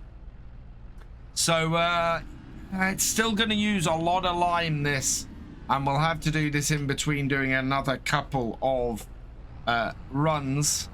But I think we should get the lime down on here today and be in a pretty solid place going forward into the next year. I was actually completely out of lime, so we're going to have to buy a big bag here and get it filled up. So let's buy that. Speaking of larger trailers, look what's come up. 40,000 liters that would take. That would be a massive upgrade, and I don't know if our trailer would actually, or if our harvester would actually work with it. So we want a big bag of lime, only 350. That is going to be plenty for what we need. So I'll get that loaded up and we'll get that field finished off. And there we go. A good spread of lime all across this field. And in fact, I think this is slightly wider than I expect. I think we can actually expand this field without too much hassle out to the edge of that dead grass, which would be a significant addition. I think we've got about 6 more loads, maybe 5 more loads after this to complete the field. It is just gone 4:30. Can't believe how much carrots we've got off here. I mean, it's a huge amount. We are now looking at a pretty good setup. Well, we've got you can see the slightly darker pH here where we've got things. But yeah, we've only got that much of the field left. So about a quarter of the field to go. We again got this rather nice streak across here. We seem to be hitting about 95 to 100%. On the stretch at the back there, and then on the other sections we're hitting a lot lower there, so we're hitting sort of 85 to 90% yield there, and then a very healthy 125 to 115 across the loamy patches. So all in all, looking pretty good. As I expected it would, it's got really dark by about 5:20. We are very close to the end of this field, though, as you can see here. As I said, I think we've probably got about 4 more rows left of this, judging by where we are. So it's not going to take very long to complete this. We've got a really decent amount of carrots off here as well. An amazingly big amount of carrots off here. We're currently sitting at 156,000 carrots in the super factory that's working for us.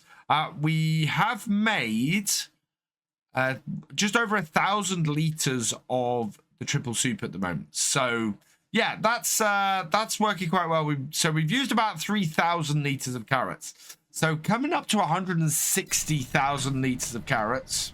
And that's a really good number on here. Very, very happy with it. And as I said, that we've got a really good yield off here. Even with the really bad soil that we've got on some of our fields, we've got a really good amount of yield off it, which is fantastic. We will probably look in the new year as well at buying field 50, which is just out there in the darkness to our right.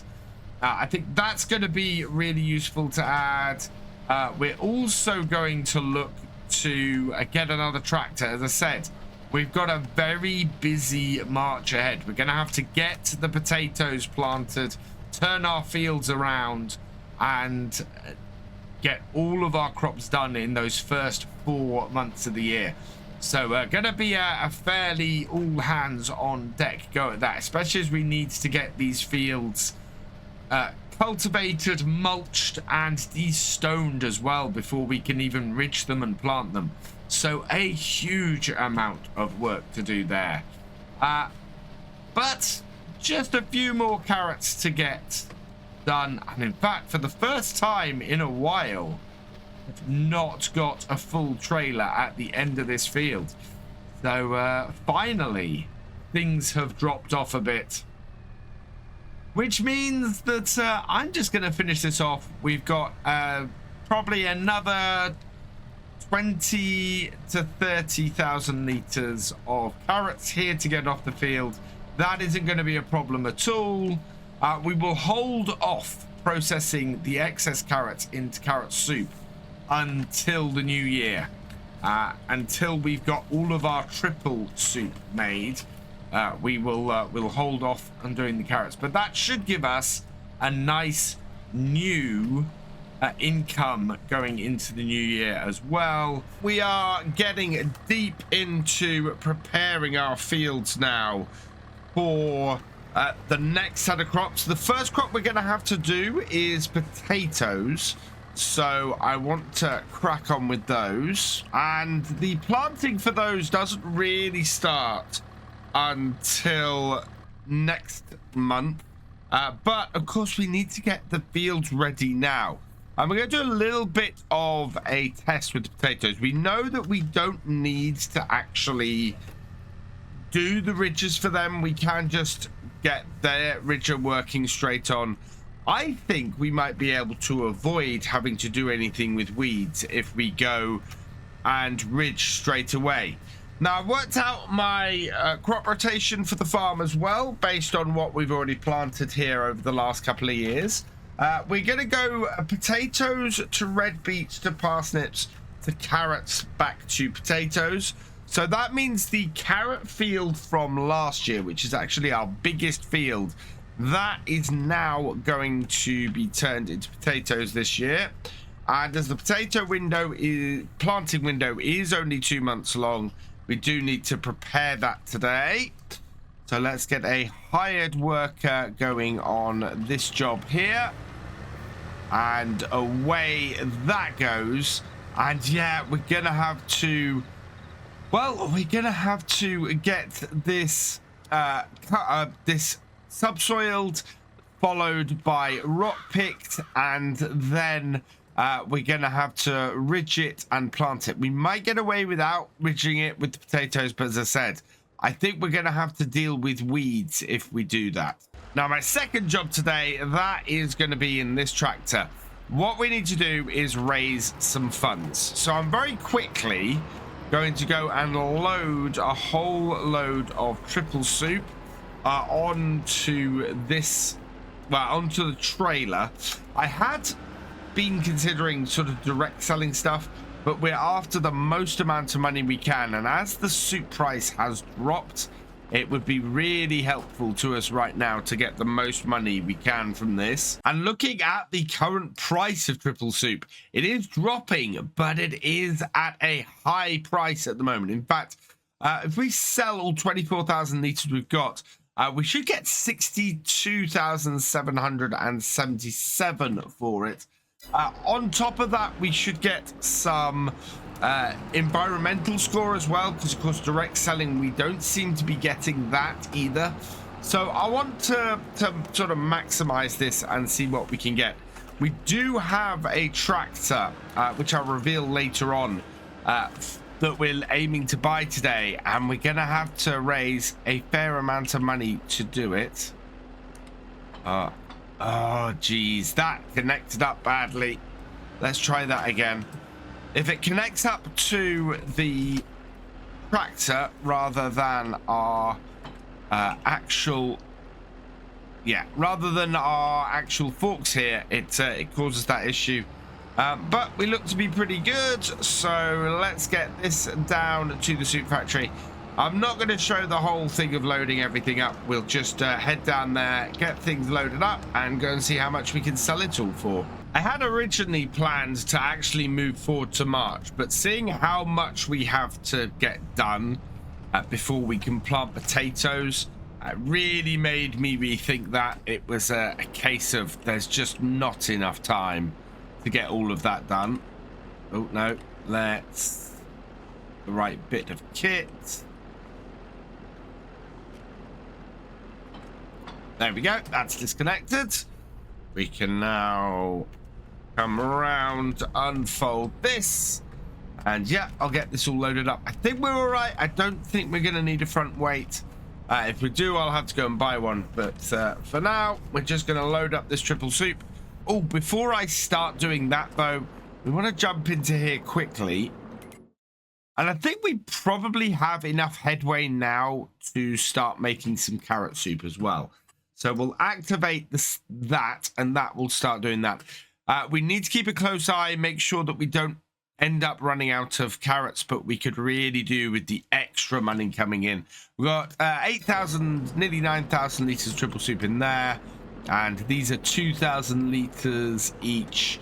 So that's 16,000 litres here. We should easily fit all this triple soup onto our trailer. So I'll get this all loaded up, and we'll head down to this train station to get it all unloaded and then delivered.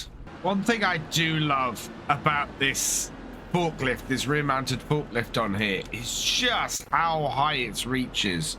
It is perfect for doing these kind of jobs and getting nice and high on these trailers. This trailer is a little bit overloaded like this, and I'm not a great fan of doing this. I mean, you can see the trailers moving about as I try and put this on here, and if we're even slightly off to one side over the other, it does tend to be a little bit jarring, right? And I think, can we see this? No, it's not moving. We did have it moving last time this happened. So lift that up and then fold the whole thing. We should be all right with that in that position there. So let's get this all hooked back up, and then we can take it all down to the railway, get this all sold off that way. I think that's where this has got to go. It would be really nice if it was somewhere else, but no, it's Erlingrad. And wow, we have 83,000 pounds worth now. That is absolutely fantastic. So we'll attach the trailer, and that is all in the right position and everything. Right, we can head off up to the railway and get this all sold. As I'm driving up the road here, the train is coming up alongside. It's gonna, go past and reach the other end before we do. Thankfully, it might not get too far ahead before I go to unload it. Final pallet onto the top of here. I'm gonna try and push these across slightly. Be able to, just nudge them onto there so they get a bit better position, and then lash them down, and hopefully the price is still good. I think the price is actually still going up. 2,530 for an 84,391. So let's get that sold.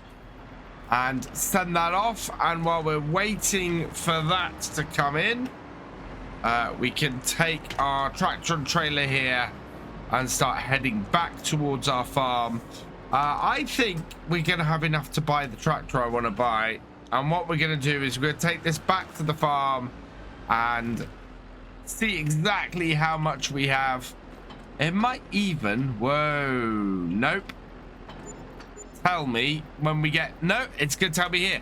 70,866 plus 6,298. I think we've had some pallets come off the train, because that is way below what we were expecting to get. Now, I've suspected this has happened with some of our other pallets, and if we come up the top here, yeah, look at this. We got a few pallets kicking around at the edge here. At least 2 pallets of this. So that is triple soup and triple soup. Got some somewhere else.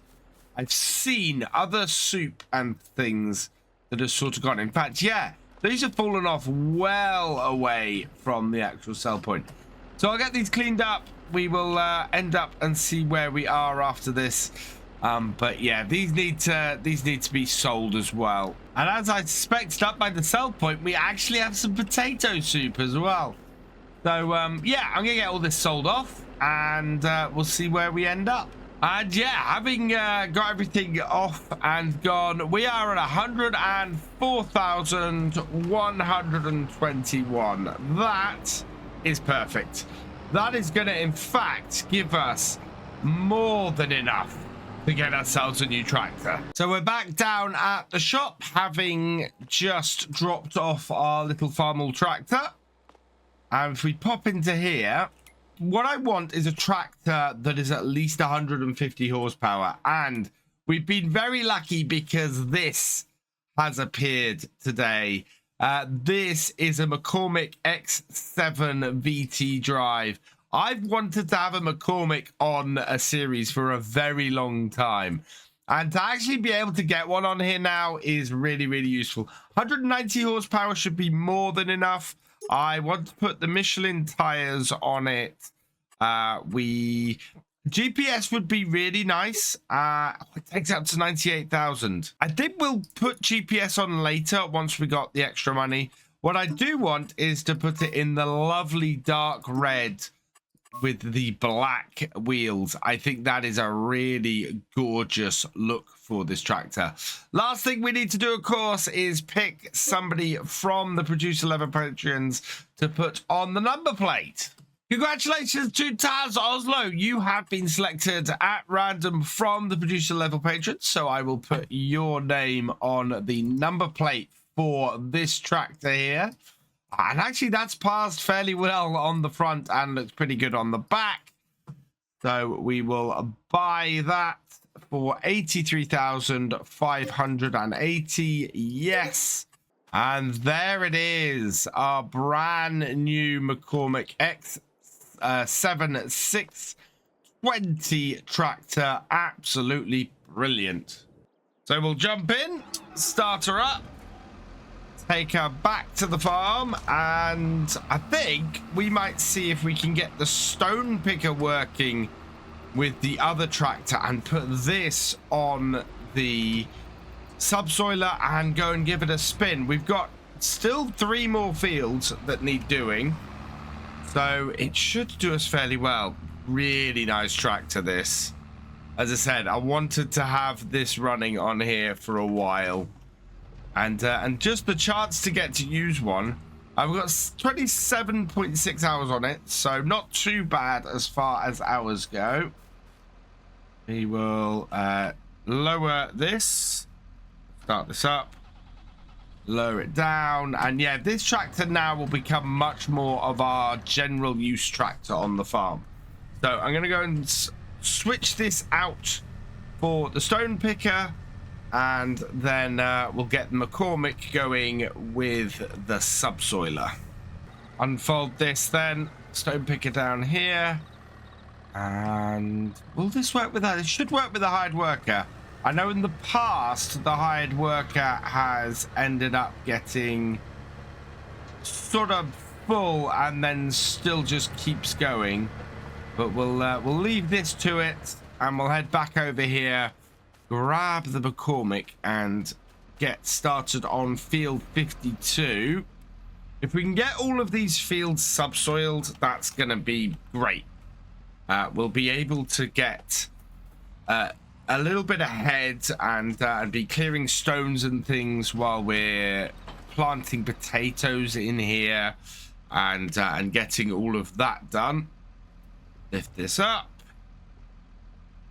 turn ourselves around and into this field. Yeah, this is where actually having the GPS on here would have been a really good idea, but we'll try it without for now. And the trouble is, I really need the money to buy equipment for seeding potatoes and potato seed next time. So we've got quite a lot that we still need to buy, and so having GPS on this at the moment would be a bit of an expense I can't afford. However, I think we might be all right. I think we might be able to get GPS on here before too long. This tractor is handling this tool really well, and I'm not actually missing GPS that much. I'm finding it stays on a good straight line pretty easily. So as a result, we're able to do this field without spending that extra 15,000 at the moment. It would be nicer later. It'll be easier to line things up, but in general, it's working well. We've got a good flow going here. Our stone picker is going through the other field quite well, and we should be in a position to be able to start planting potatoes next time, which will make me very happy, getting stuff in early. And then of course our vegetable planting doesn't start until the month after that, so I think we're going to have all of our fields ready in time thanks to having the extra horsepower on the farm. I was having a conversation with another content creator the other day about how useful a subsoiler actually is in game, because it's an odd piece of kit that sits between a cultivator and a plow, in that it removes a plow state but leaves the ground in the same way as a cultivator would be at the end. It doesn't seem to prevent weeds. We did the subsoiler last year, and we seem to still get weeds in all of our fields last year. So it doesn't seem to prevent weeds like a plow does, but it also seems to have the same negative effects as a plow. So when you're using precision farming, this counts as doing more harm to the soil, so it impacts your soil score. It's an odd piece of kit. It's useful to us here because it's a little bit wider than a plow, so it allows us to get through this job a bit quicker, and at the same time means that we get rid of that plowing state, which is something that we hit all the time with the vegetables, is they always have to be plowed after each crop. So it's useful to us from that point of view, but yeah, it would be nice if it prevented the weeds, because weeds are something that we have a problem with on here, and we don't seem to get that same issue or we definitely don't get that same issue from when we use a plow. And of course, as I pointed out after the last year, we don't seem to have the weeds stopped by the ridger either. One thing I didn't check about this tractor when I bought it was whether it needs any repairs doing, and yeah, it looks like it's about 50%, maybe just over. So when we get a little bit more money in, we're going to have to do some repairs to this and make sure that it is up to tip-top condition. That could be why it seems a little bit slower on this cultivator than I'd expect. I'd possibly expect to be getting another mile an hour out of it. But if it's losing some horsepower due to being in need of a little bit of repair, that would that would explain things. Do find myself wondering if this tractor is enough to run the ridger seeder combo. And looking in vegetable technology here, that would be 160 and that would be 50. So no, that's 210. So we would need an engine upgrade really to run those two on this tractor. I know several people have suggested that that's how I do the vegetable seeding. And I think it's a great idea, but as it appears here, we need a little bit more oomph to be able to do that. And to be honest, we might still run that whole setup with the Farmall and the other tractor, the Massey, because we can then have this concentrating on getting the next couple of fields prepared before we are ready to seed them. One thing I know I will be running with this tractor next year, though, is the potato harvester, or the least the lifter that we fill the trailer with. That is because this will easily handle that and it should be fine. We might put it on the main potato harvester as well, and then have the side harvester run with the Massey, which would be, I think, would work pretty well for us. We're looking to try and create 1 windrow out of 3 harvests, so there's some nice stuff that should come together from that, and hopefully we'll have enough money to do that by this year. All in all, I think having 3 tractors on here is going to allow us to do some of the things, or speed up some of the things that weren't quite so fast this year. And if that's the case, I think we're gonna end up out of this 3rd year on here having a much better start. We are currently sitting here in year 2, but as March rolls in, we will end up in year 3. I'm really loving this tractor. It is handling this subsoiler really well. It's keeping nice and straight on the field. It hasn't broken down on me yet, despite the fact that it is hovering around that 50% mark. We seem to have missed some of the weeds there, though. I don't know quite what happened there. Maybe we sometimes have it, the subsoiler and things gets lifted out of the ground if the ground is too rough. So let's try that bit again, and yeah, we seem to be all right.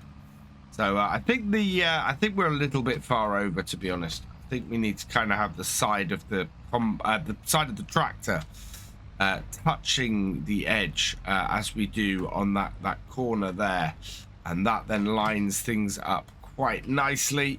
All in all, though, yeah, I'm loving this. I've wanted to try this for a while, and it seems that I've been able to. We've not got too many hours on it, only 28 hours on it now, so nice and low, all things considered. And I think this tractor is going to serve us well. Our final row for the subsoiler on this field, and yeah, we have just this massive amount of stones on here. I really want to have an experiment where we get a field subsoiled, destoned and ridged at the very least in one day, if not ridged and seeded, and just see if that does prevent weeds in that field. At the moment, I don't see how we can get all of that done on all of our fields. Even the destoner at the moment is only about 2/3 of the way through the field, and so that's going to take the rest of today to finish. Whereas yeah, we're not going to get the destoner onto here today, and that's going to have to run on here next time, while we are doing the potato planting, probably with this tractor. I think we're going to need the horsepower from this to do the potato planting, because the planter we want, yeah, is going to be the 3-meter one. That requires 150 horsepower. Okay, so actually, our Massey would run this if we needed it to. I'm kind of hoping we might see it in here, but yeah, that's not going to happen at the moment. That Brantner trailer, that would be quite useful, especially... Oh, no, I thought that this might go flatbed, but it doesn't. So, yeah. And similarly, that sprayer would be quite useful. We don't have enough money for most of this here. So... yeah, we're gonna leave it that next time. And in fact, for the first time, our tractor has conked out. So we'll take this down to the shop. We'll get this repaired while we have the cash. And then that, I think, has been a pretty good start for this tractor today. So repairs to it are going to be 3,203. Ouch. But it is at least repaired and fully working again. So it won't conk us out on us while we're doing any more work. And I just want to go and park this up over here. Yeah. We'll put this in the shed, then it's out of the way, and we can decide whether we're actually going to take the subsoiler off this tomorrow to go planting, or whether we'll go and do some more subsoiling. Meanwhile, our stone picker here is still hard at work, and... well, we've got a little bit of time yet, so let's stop this. Let's start it up again. Let's want to set myself a GPS course, but I think this won't work with that.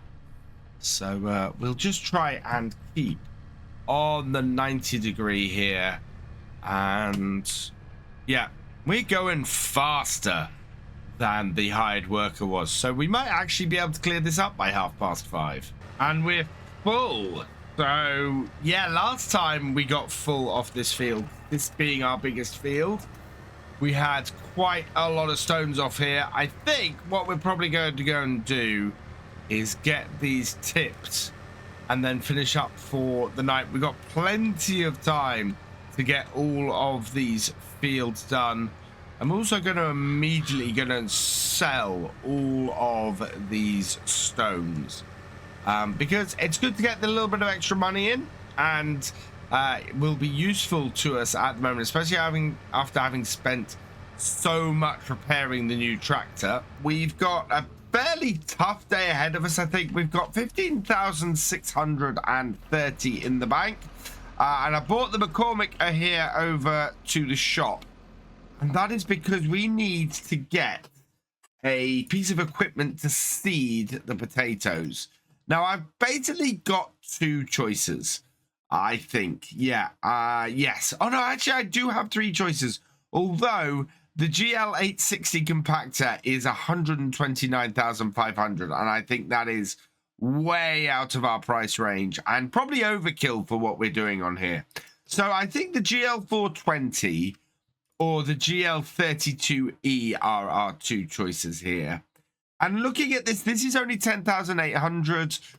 We would be able to afford to buy that. That would only leave us with 5,000 to actually get seeds with. Whereas the GL420, we can't afford it outright. We could afford to lease it.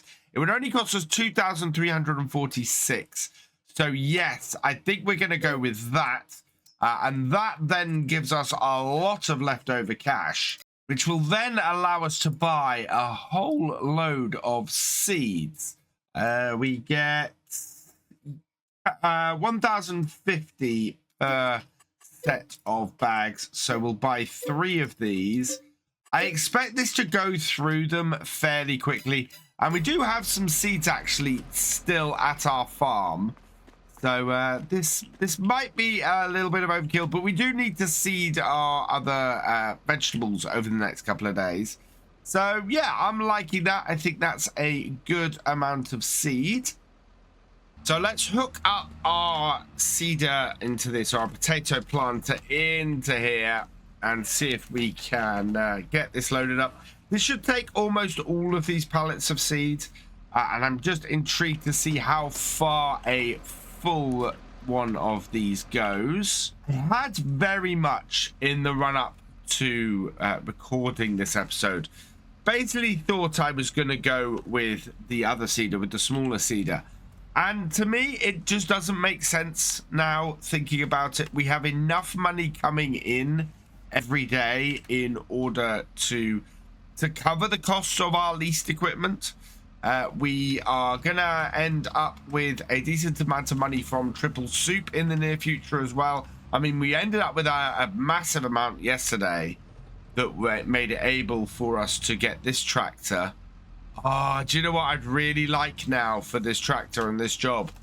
Would be GPS, and we can't afford it at the moment. We might be able to in the next hour or so, but going forward it would be really nice to have GPS, but we can't do that at the moment. We have got our Massey Ferguson currently working on this field, because at the end of the last episode we weren't quite able to get all of the stones picked up, and I think our stone picker is just finishing off. So we're now nicely lined up here. We will unfold this, start it up. Don't think I'm connected up properly on something. Let's try again. Yeah, sometimes you need to reconnect everything just to get it to work. And surprisingly, I thought that this piece of kit ended up tipping the back in order for you to use it, but it seems that's not the case. You just run it along. I am not ridging this field first because I don't think we need to. Ridging only really works if you do it immediately after doing the subsoiling, before the weeds appear. As a result, I don't think I'm going to ridge field 52 either.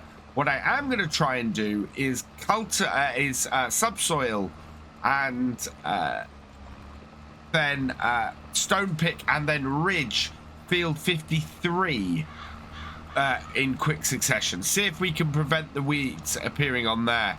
But yeah, with what we've got on here, I'm not sure ridging is going to make much difference to anything where we don't get the stuff ridged before the weeds appear. I've set the ridger on. I've set the potato planter on a hired worker because this tractor has finished. Let's just spin this around. I want to go and get it onto the next field so that it can start getting the stones off here. And we'll get these cleared off today. So hired worker onto here as well. And hopefully that then will do this. Expecting it to fill up before the end of this field now. Meanwhile, I've taken control of this again, and we're moving across. We didn't make much money in the last hour, interestingly. I'm slightly surprised by that. We are still sort of sitting at 10,500. I did get a little bit of an overlap missed there, so that's why I've backed up, so that we can make sure that we get this entire field planted. But yeah, I'm slightly surprised by that. We really haven't gone up much money at all. And that leads me to check on what's going on here in the shop. No, we're creating plenty of triple soup. We have got to go and sell that later. We're creating carrot soup. The carrot soup just must not be selling for a huge amount of money, so it's not making a big difference to us at the moment. It would have been nice for the carrot soup to have given us enough to get the GPS on this, but sadly we just don't have the money. Now I could switch tractors, but I'm kind of partial to using my new tractor at the moment, so we'll keep on going with that and see how we go. The other thing I'm noticing here is planting potatoes is getting rid of all the weeds. And I'm wondering if we had ridged this first and then planted potatoes, the ridges stop new weeds from growing. Would the potato planting then mean that this field was weed free? I'm gonna have to go and experiment with that. I'm tempted to go and put the ridger on. Just ridge maybe the last 2-3 rows of the field and see if it really does prevent any extra weeds coming back.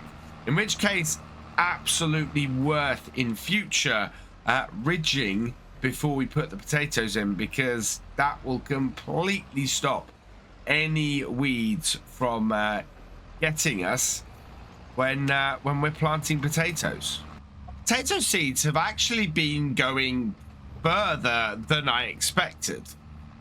We are coming up to halfway through the field. We have about 10% left in our seeder. In fact, in our planter, in fact, we are 9% at the exact halfway point. So I think this is probably a pretty good time when we get to the end here to go and get the ridger, ridge the rest of this field before we go and plant it, and see if that deals with the weeds that we have on the rest of this field, and see if any of them continue to grow once we plant the potatoes. There are less weeds on this side of the field because I was driving around doing the stone picking at the end of the last video on this half of the field. So we're gonna end up with less weeds anyway, but I think we might be able to do a little bit better. So what we're gonna do is we're gonna head down to the shop. We're going to refill the this planter, buy another couple of pallets to do that, and then I will drop this off at the farm, and we will go and create a whole load of ridges for the rest of this field and see how we do, because it's only 10 past 10. We have plenty of time to have a bit of an experiment today. 2 more pallets plus what we already had down here is enough, I think. Yeah, we're left with just 33 liters here at the shop. That's actually probably enough to do an entire field with one of our vegetables. So we might go and grab those and get the whole thing. In fact, our seeder only takes 16 liters. Which is my ridger? I think that's my ridger. So we'll drop this down, unhook it all, and just spin this around so that we can then hook up to the ridger. Yeah, this might be interesting. I think this is going to be a very cool experiment. We've got to do some ridging later today anyway, so we might leave this up there. But yeah, I'm really intrigued now to see if this is going to deal with weeds, and if getting rid of the weeds with the planter, as appears to be the case with the potatoes, means that it's always worth ridging potatoes. On and down, and away we go. And look, there come the ridgers. And yes, the wheels on our tractor are destroying some of the weeds, but nowhere near all of them. Having a bigger tractor on the farm is definitely a bonus. We're able to handle all of these jobs now with ease. We could enlarge things as we go forwards now. My biggest worry actually about enlarging fields and things, and say picking up field 50 and almost doubling the size of this field, and maybe merging 54 and 53 into one and bits like that, is that it's going to take us longer to harvest. Our harvester at the moment is our real limiting factor. We've got a tractor now that we can run higher horsepower stuff on, so getting bigger machinery from that point of view will be fine, but it will take longer to harvest crops off the bigger field, unless we move into grains and things like that, which is not my aim for this series. Having said that, there are some larger modded harvesters available now on the mod hub, converted versions of the base game beet and potato harvesters, I think, and maybe that would be a way to go going forward. Is to merge the fields a bit and then get a bigger all-in-one harvester that we can do not only our vegetables with, but our potatoes as well. We've got about 198 litres of carrot soup. And yeah, we're not making much carrot soup. I think a lot of our capacity is actually taken up at the moment making triple soup. So the carrot soup isn't really adding anything to us. So I'm going to stop the production. I'm going to deactivate the potato soup production because that's finished. I am going to deactivate the carrot soup production because I want to concentrate on the triple soup at the moment. See how much more we can get out of that and sell that off in the near future. As a result, yeah, there's no point in running the carrot soup at the moment. It's just not bringing us in much money. We are getting about 200 litres an hour from it, and as a result, it's not really impacting our money in any significant way. We will be looking to impact that more once we do another sell-off of triple soup, and then we can use up the rest of the carrots and sell them off over a few days.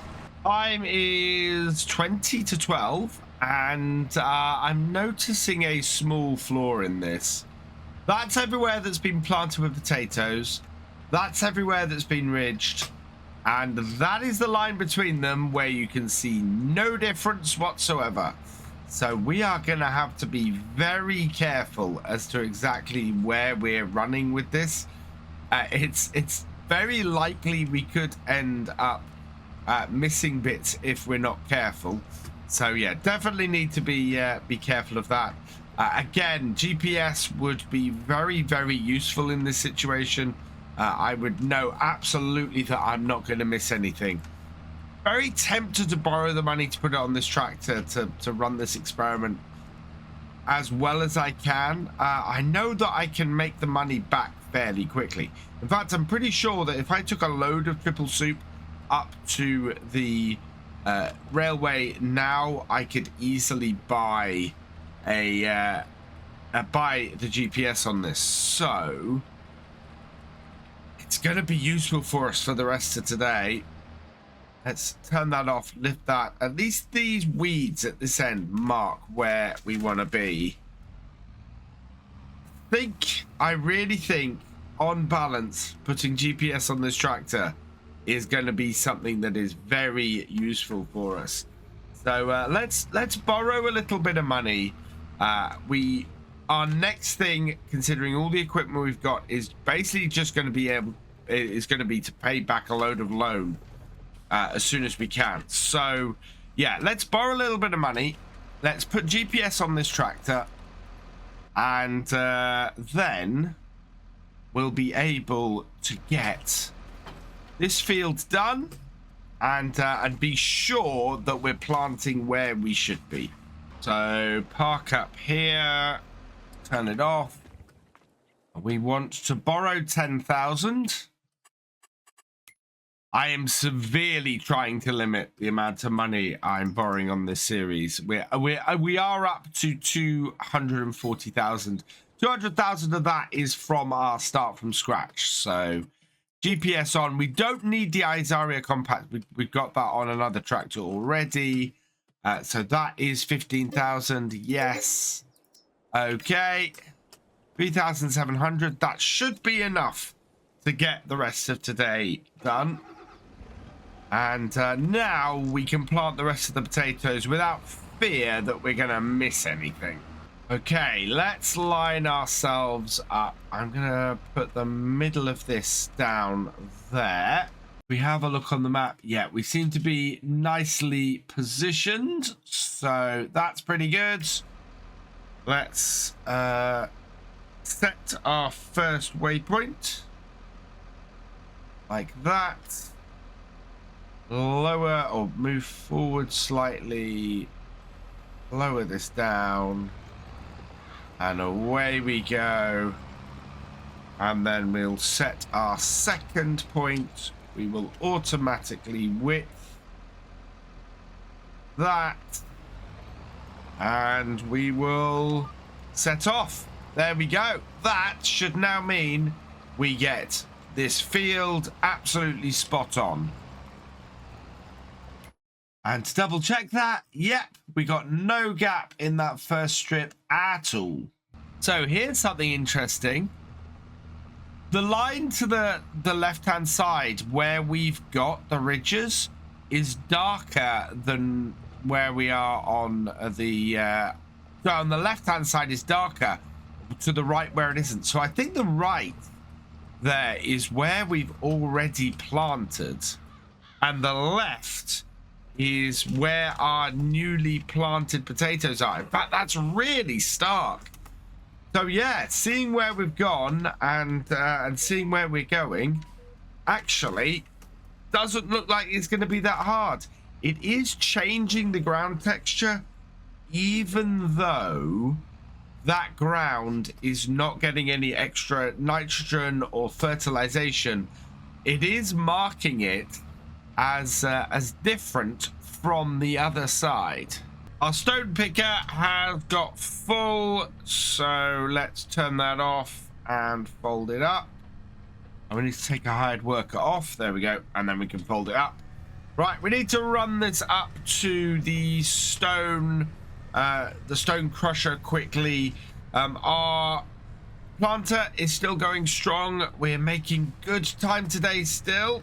And we'll head up and we'll get these crushed at the stone crusher, get a little bit of money for that, and then we'll return to our potato planter, which is doing really well. Down to the stone crusher, pull this in and tip it. How much are we going to get off this? There's not many more stones to get off the field. 204 pounds. So 222 pounds in total off that. Not too bad. That at least will keep us going for a little while. I do have a little bit of worry, of course. We are expecting to pay out $6 grand overnight for our harvester, at least, plus the two other things we have leased at the moment. So whatever happens, we're gonna have to sell off some triple soup before we can continue next day. Otherwise, well, yeah, otherwise I think we're gonna have a problem. Although we might get away with not doing it tomorrow and instead be able to do it the next day. That way we can store up as much triple soup as possible and do it all in one big batch. Stone Picker has completed the task on field 52, which is great news. That's all done. We are very close to finishing this field here. We've got one more row to go. We are almost completely clear of weeds on here. Interestingly, I found that when the hired worker was working here, it missed some, and I think that's because the hired worker doesn't drive over the weeds or doesn't do crop destruction on weeds in the same way as it doesn't do crop destruction normally as well. So as a result, you don't get all of the weeds disappearing when planting the potatoes. I always thought that was the potato planter doing that, but you can see here, back over that weed it goes. Otherwise, yeah, it's otherwise they seem to remain. So I've had to run over some of our potatoes. Not massively realistic, but it does mean that we'll actually have a clean setup on here going into this. So it seems that in order for what I'm doing here to work, you either have to turn on hired workers destroying crops, or you have to do it all yourself. Neither of which I think is a bad thing, because yeah, that adds that extra little bit of realism to it. So let's get this last row done. I'm not going to turn the GPS on for that. It's interesting there. That has not made any difference to the weeds there either. So I don't know what's going on and why suddenly we're not destroying weeds as we seed. But yeah, look, this entire row here is unaffected, whereas it was destroying weeds before. it's now not doing it at all. Then on this last bit of the field, it is destroying them. I don't know what's happening. We will see. We'll see what happens. But yeah, certainly there's some oddities going on with this field. And we've got a very nice experiment set up on here now that we'll be able to see exactly where this leads to when this field starts to grow. Meantime, we have got all of these potatoes done. I'm just going to nip to the shop, load up the rest of the seed from there, and then we can unload it at the farm, ready to use on our next field tomorrow. Oh, I like that. You can't actually unload seed from the potato planter, so you have to leave them in there. So that will be for next year. But yeah, once they're in here, they're counted as potatoes, and you can't unload potatoes from the potato seeder. Does give us a good idea of how many potatoes we need to save for next year. If our biggest field takes basically two full trailers of this, or two full seeders, that means that we need to save back 2,500, maybe 3,000 liters of potatoes.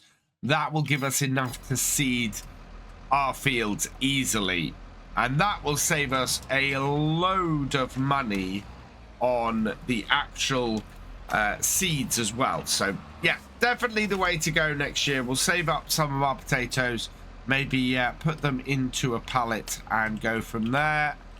Let's hook this up though, because we have a perfect opportunity to go and ridge field 52, because it's only 25 past 2. We could go and ridge up field 52, and then that will be sitting there ready for us when we come to start planting our crops as we move into April. So I'll bring this around here. We'll line this up, and we will set off a hired worker, because I want to go and put the stone picker away. Ideally, what I would like to do here is go and subsoil the next field. But we know that if we subsoil it and... Oh, this tractor needs repairs. If we subsoil it and then don't go and immediately pick it and ridge it, then we're going to end up with a whole load of weeds. We can deal with the weeds. We have the herbicide to do it. But I want to make sure, I want to test that we really could go that way if we wanted. Let's bring this in here, park it up, because I think now is time to A, get this tractor repaired, and B, to go and load up and sell some triple soup so that we have enough money to go into the next few days. Price was high last time, so I'm hoping it hasn't dropped very much. Repair price for the Massey is going to be 2,695, so that isn't going to empty our bank balance, although it does leave us with only 779. So my hope now is that we'll be able to load up enough of this and get it delivered before we actually run out of money. It would be much better if we could go into the next day with a decent amount of cash and able to actually get some hired workers. Why do we only have... Oh, wow, we don't have that much. We're looking at a good price for triple soup at the moment, just slightly above best price. And as a result, we should get 33,000. That is going to be enough to get us through the next 2 months, I think, which would be good. So let's unfold this, get this loaded up, and then we'll get that money in. And we won't get all 33,000 today because we are going to be at a point where where some of it's going to be left in the soup factory. We have a decent amount of this soup to go, though. So yeah, let's load this up, take this up to the railway, and get it sold. Loading it on this side should make it easier to unload when we get to the train station. So get that there, fold this up, load, fill it up, pull it up, lift it, and hook this back on and head up to the railway station and go and get ourselves the cash. 30-odd thousand will be really good for us today. Oh, come on. Yeah, there we go. Connect up the welder. Lock these all down. And yeah, that'll do it. Let's head down to the railway station and go and get these all sold. See if we can get a load of money in to keep the farm going. So that's all 6 of those loaded up, and we can ship them off now. We thankfully have not run out of money yet, so that can now head off. £83 at least that, and I'm hoping that they are all gonna make it through. So we will fold this up, we'll hook back up to our trailer, and we can head back to the farm. It's 4:30 and we've got a lot of done today, and this is going to put us in a really good position for tomorrow. We'll be able to get all 3 tractors working. There we go, 30,166 plus an extra 2,680 in our environmental score. Means that, yeah, we got 33,094 going into tomorrow. That should be enough to pay our overnight leasing costs.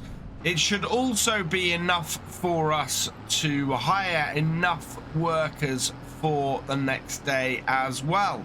So I'm really happy about that. That is a good amount of work for today.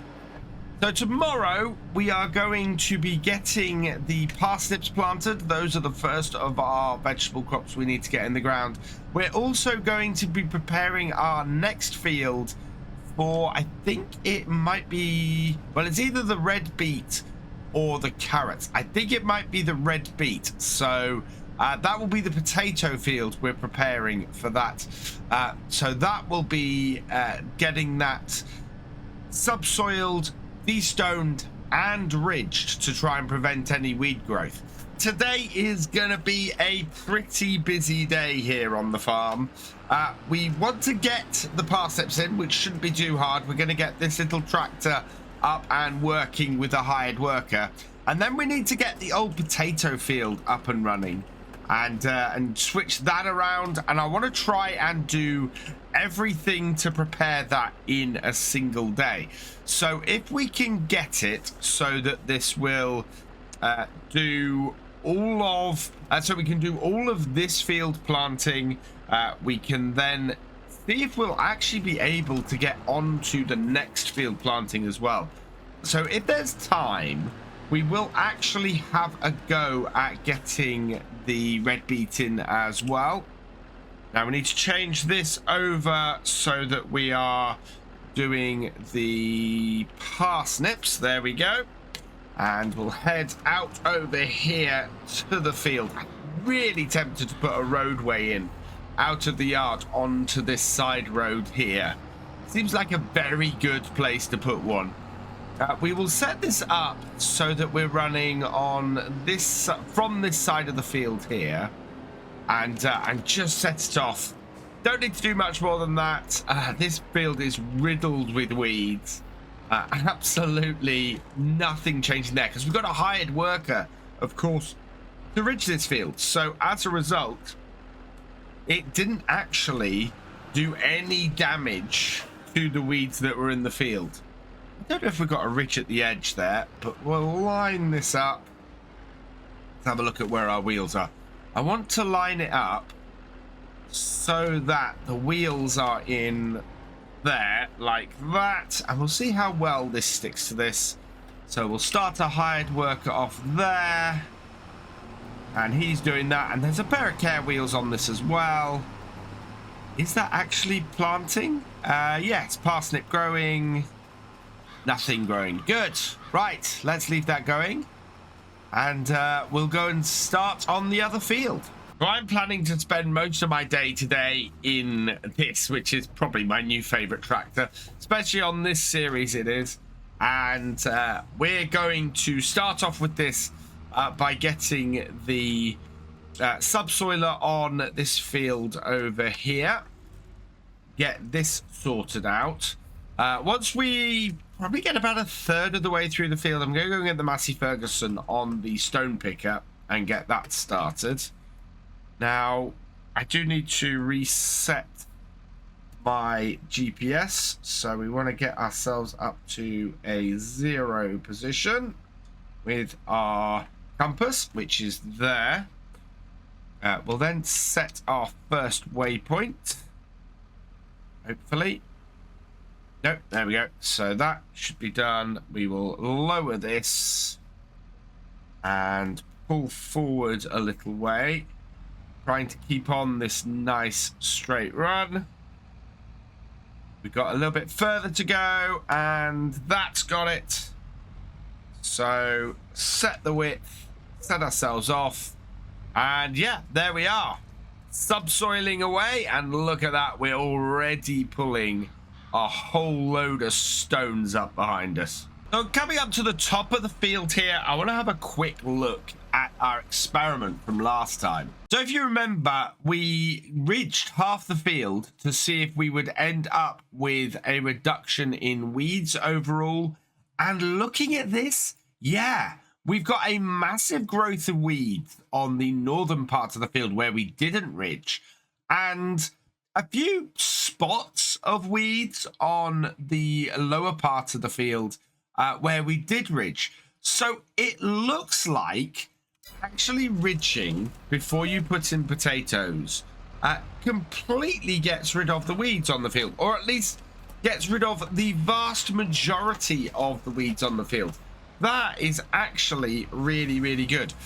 So that would be my recommendation. If you are doing potatoes with precision farming, definitely go and ridge before you do the potatoes, because it will mean you shouldn't need to actually do anything with herbicide or a weeder after you plant, which is very, very useful.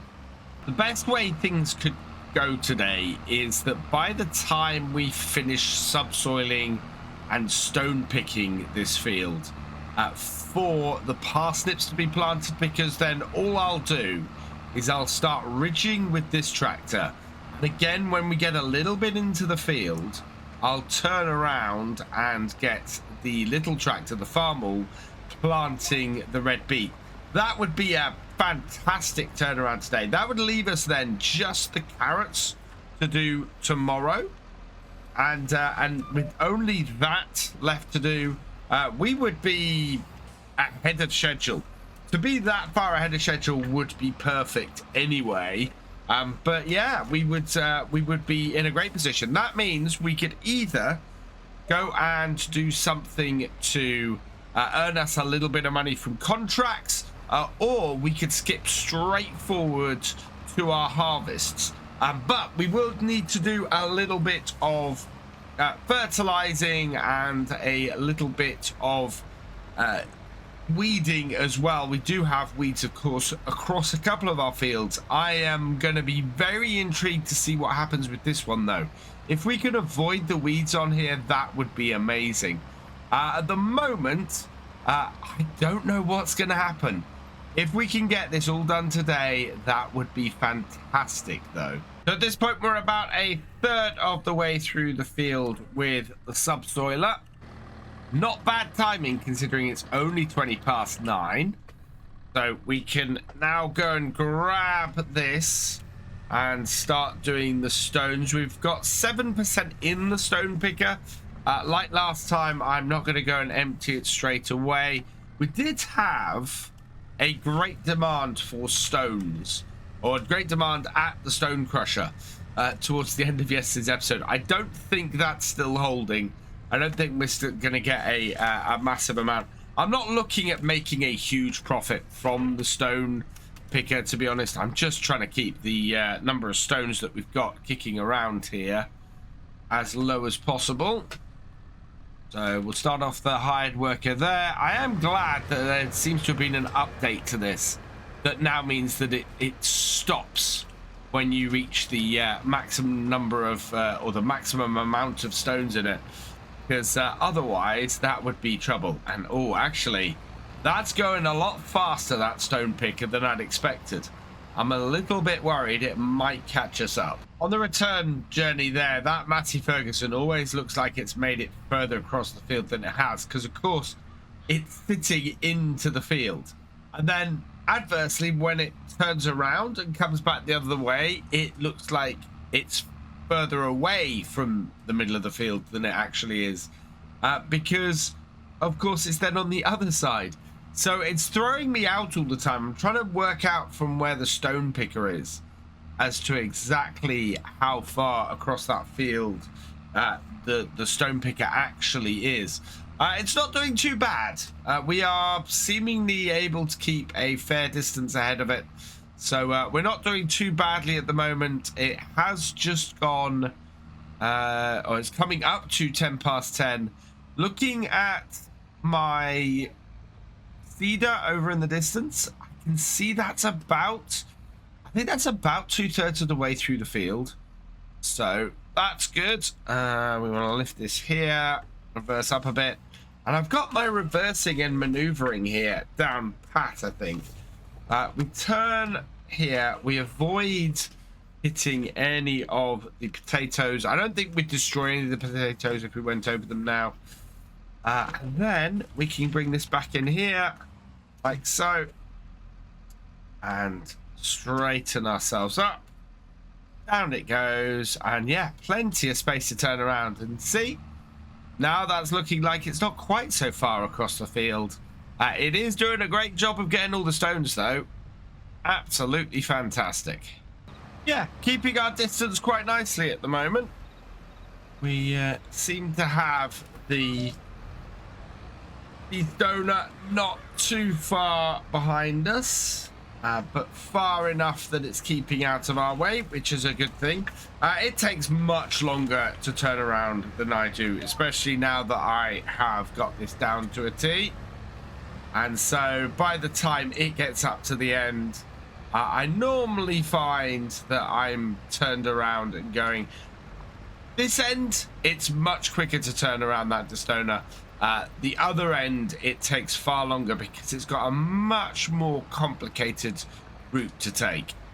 It looks like off in the distance, the cedar might be finishing up, which is great news.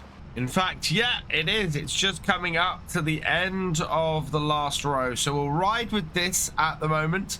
I've got a hired worker actually running the end of the cultivating or the subsoiling.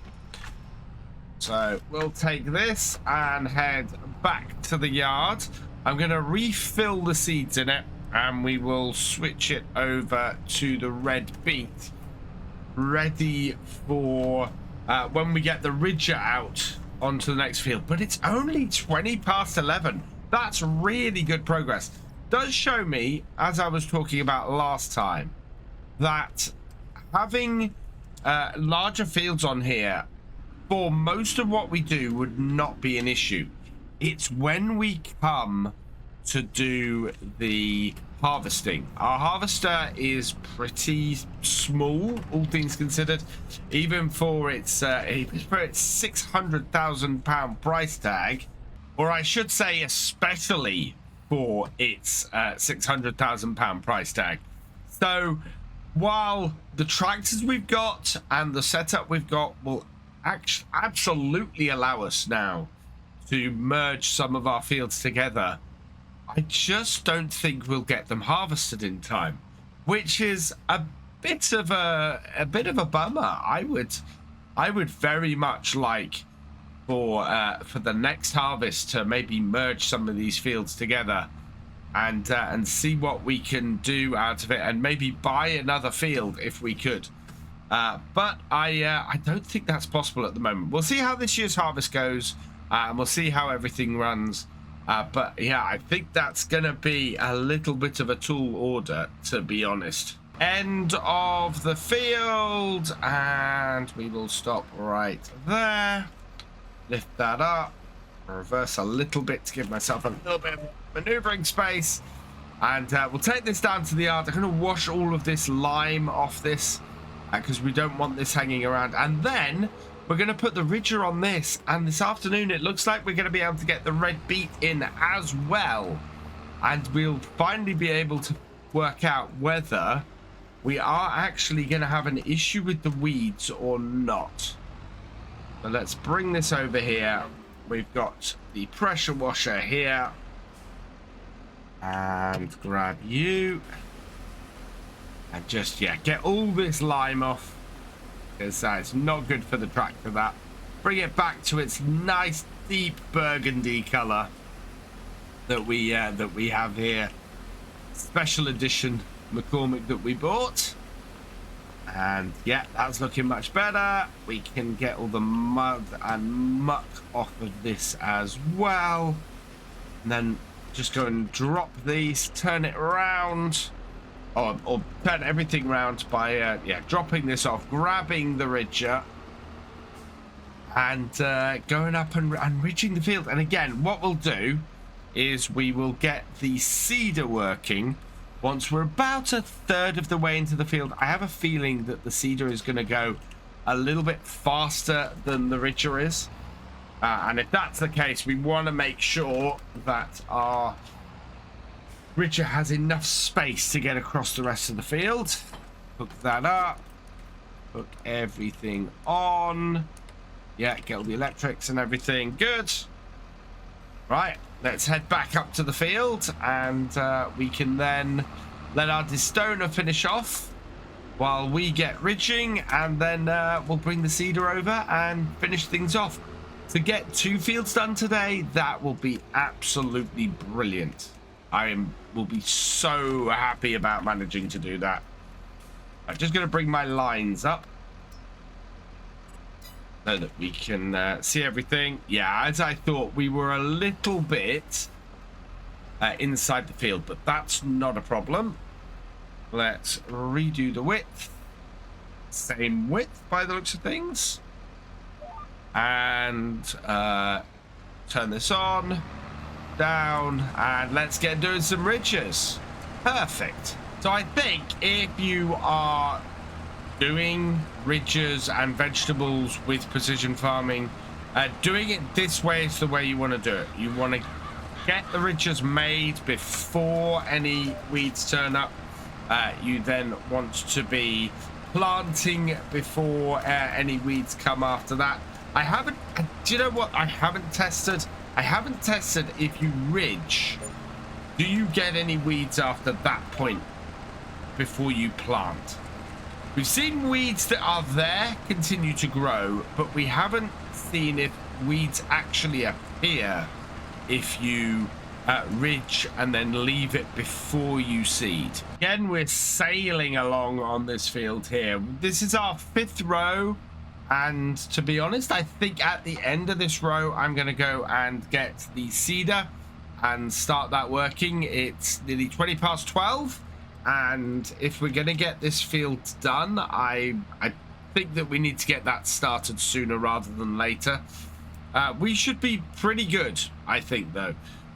We are going at 7 miles an hour on here. It'll be interesting to see how things match up between the seeder and this tractor while we're working.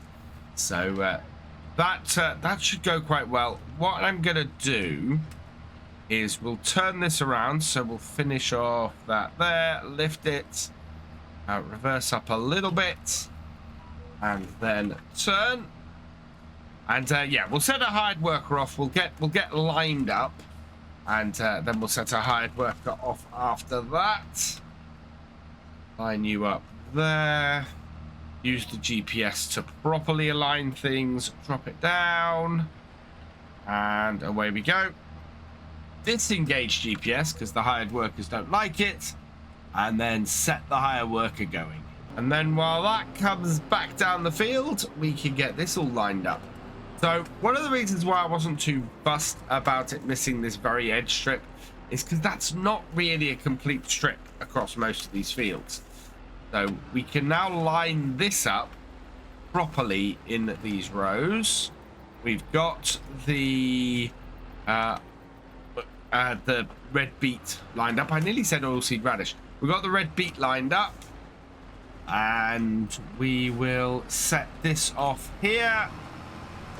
And this is going to run at 6 miles an hour. So it's running ever so slightly slower than our ridger. We should be absolutely fine. And now for the first time in this series, I have all 3 tractors working the same field.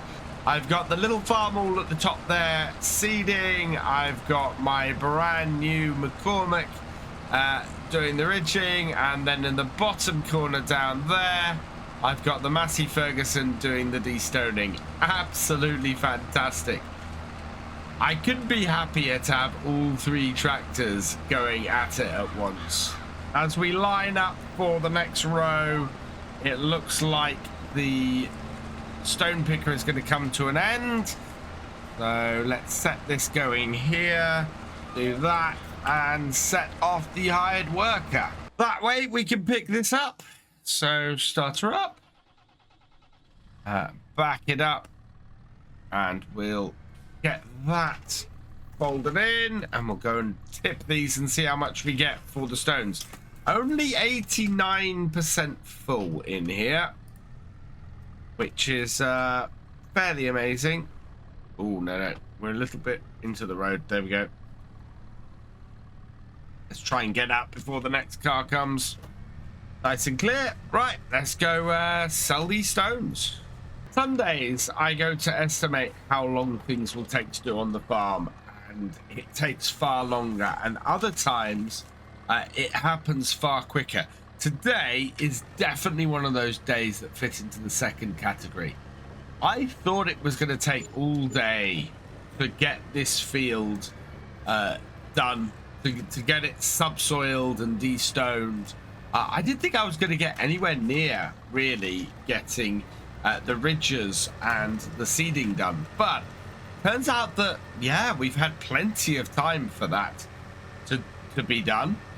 And we've got the stones picked, and we should be able to do the next field the same way tomorrow and get the carrots in nice and early as well. That's going to give us more options when it comes to harvest.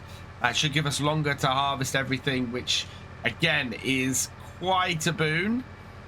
Yeah, it's turning up really, really well today. We may have some time to earn some extra money around this year. I will give this tractor and stone picker a quick wash down before we finish. We are going to be using this again tomorrow. We'll have to get this to work. Fortunately, I don't think the farm all can handle the stone picker.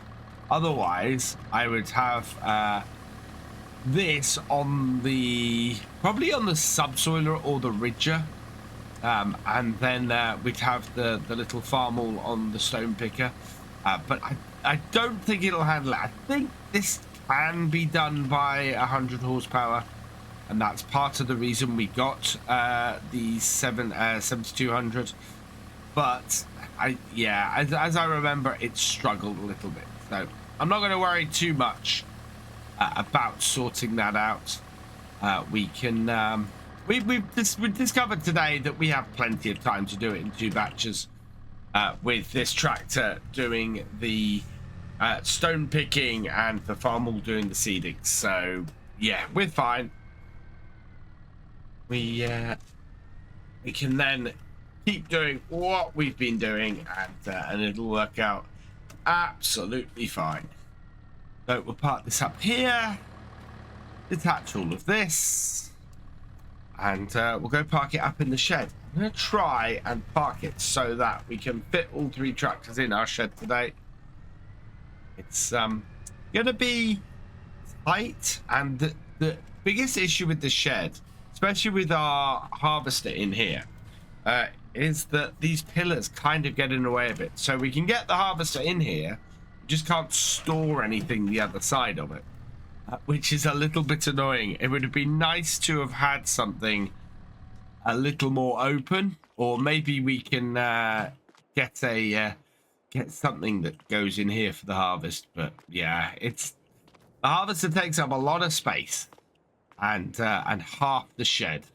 I'm really pleased with this expansion. It brings the last thing that we really needed to get for a proper potato setup on here, because we have destoning and now we've got ridging ahead of actually seeding, and it looks like I'm gonna have to go and take control of my seeder.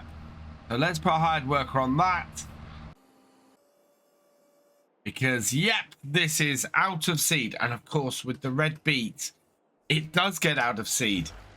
Red beet is used a lot quicker than the other vegetable crops are. We lucky if we use 80% of the seeder for the carrots and the parsnips, but as you can see, we are just under halfway through the field, and the red beet needs refilling. So with our other tractor doing that, what I'm going to do actually is turn on the GPS, set my first waypoint, set my second waypoint. Oh no. Yeah, that I thought I had that sorted, but I think we're probably going to end up feeding the beet ourselves for the rest of this. So we'll get this going, and we'll head back up to the field once we've refilled, and we'll try and set ourselves up with a GPS course and do the rest of the seeding ourselves. No point in hiring a worker for this when it's the only job that will remain to be done today. Okay, I think I'm set up. We'll turn it on, drop it down. And yeah, I worked out what I was doing wrong. I was just turning the GPS on and off. I'd forgotten to press a button on my controller that meant that it would be sorted. But we're good. We're nicely in the rows. We are nicely seeding the actual ridges. So yeah, everything is looking fantastic. Got the red beet going in, and looks like our other tractor is going to finish in the near future. And as we expected, this tractor has finished. We're going to reverse it up. We'll take this back to the yard. We want to drop this ridger off the back, because that is not going to be the first job this is doing tomorrow. Instead, it's going to be doing the subsoiling on our final field. We are going to get the carrots in tomorrow. And then that will be everything done. By the end of May, we will have all of our crops in for this year, which is exceptionally good news. I was not expecting that at all to be this far ahead. So absolutely brilliant. Does show that we have space to expand on the farm. In fact, if we did expand, we could expand into other crops, stuff that we don't need to worry about our harvester. Or, as I was saying before, we expand the harvester, because there are other options as far as that goes, including getting one now, of course, with a tank, as there are versions of other harvesters about, modded harvesters about, that have tanks. So, yeah, there's that too. Right, we'll park this up here and turn it off, and that means the only job left to do today is to get the rest of these red beet into the ground. I think we're gonna have to fill this tractor, or this seed, up one more time before we finish. Once again, we're about to run out of the radish just before we reach this. Oh, we're not gonna even reach the end of the field here. Yeah, there we go, out of radish. Or out of red beet. Sorry, I keep seeing that red beet symbol and thinking oilseed radish. It's not, it's red beet. And that is throwing me off. Something chronic. So a quick trip back to the yard. the refill. Back it around and up to our pile of seeds. This pile of seeds is going... I'm not even sure we've taken a full level off it yet. They just go forever compared to how many bags of seeds we have for the potatoes. The vegetables are just so efficient on seed. It's absolutely ridiculous. Yeah, I think we could have a bag of seeds like that and go for years. The whole thing just is such an efficient way of farming. It saves us so much money doing it. It really does. We'll back up onto here, back onto our rows so that we can take up the same point, not too far up the field. Start it up, drop it down, and yeah, I reckon we've got maybe 4 rows at most left to finish this field off. So we're going to be finished well before the end of the day. It's just gone 3:30 and we are coming up to the very end of the field. There we go. That should be everything planted. Yeah. The only thing we got left is parsnips, which are going to carrots. And if we have a look over here, yeah, we are looking pretty good. But there's a couple of little bits missed by the hired worker in field 52. Field 54, we are absolutely perfect. I'm guessing that is because, yeah, it's not even cultivated. We take off all of these various setups here and have a look. Nothing, nothing, nothing, nothing. We'll ignore growing for now. Nothing. Harvested. Yeah, there it is. So yeah, those are bits that got missed when the field was being subsoiled. So that actually is my fault as opposed to the hired workers. So we'll have to watch out for that in future. All in all, though, this has been a very successful day here on the farm. We have 2 fields planted today, which is brilliant. So, as a result, next time we only have the carrots to do in the field to our left at the moment on field 53. And once we've got those in, we might do another round of selling some triple soup. For now, though, I'm going to leave it here. So all that remains is for me to say... Thank you for watching. I hope you've enjoyed this video. Please leave a like, drop us a comment, and give it a share. Special thanks to all my patrons and channel members. Your support is invaluable in making these videos and helping the channel to grow. For more from Virtual Farmer, check out the links below, follow on Twitch to watch live, and for more videos, subscribe and ring that bell. I will see you next time. Goodbye.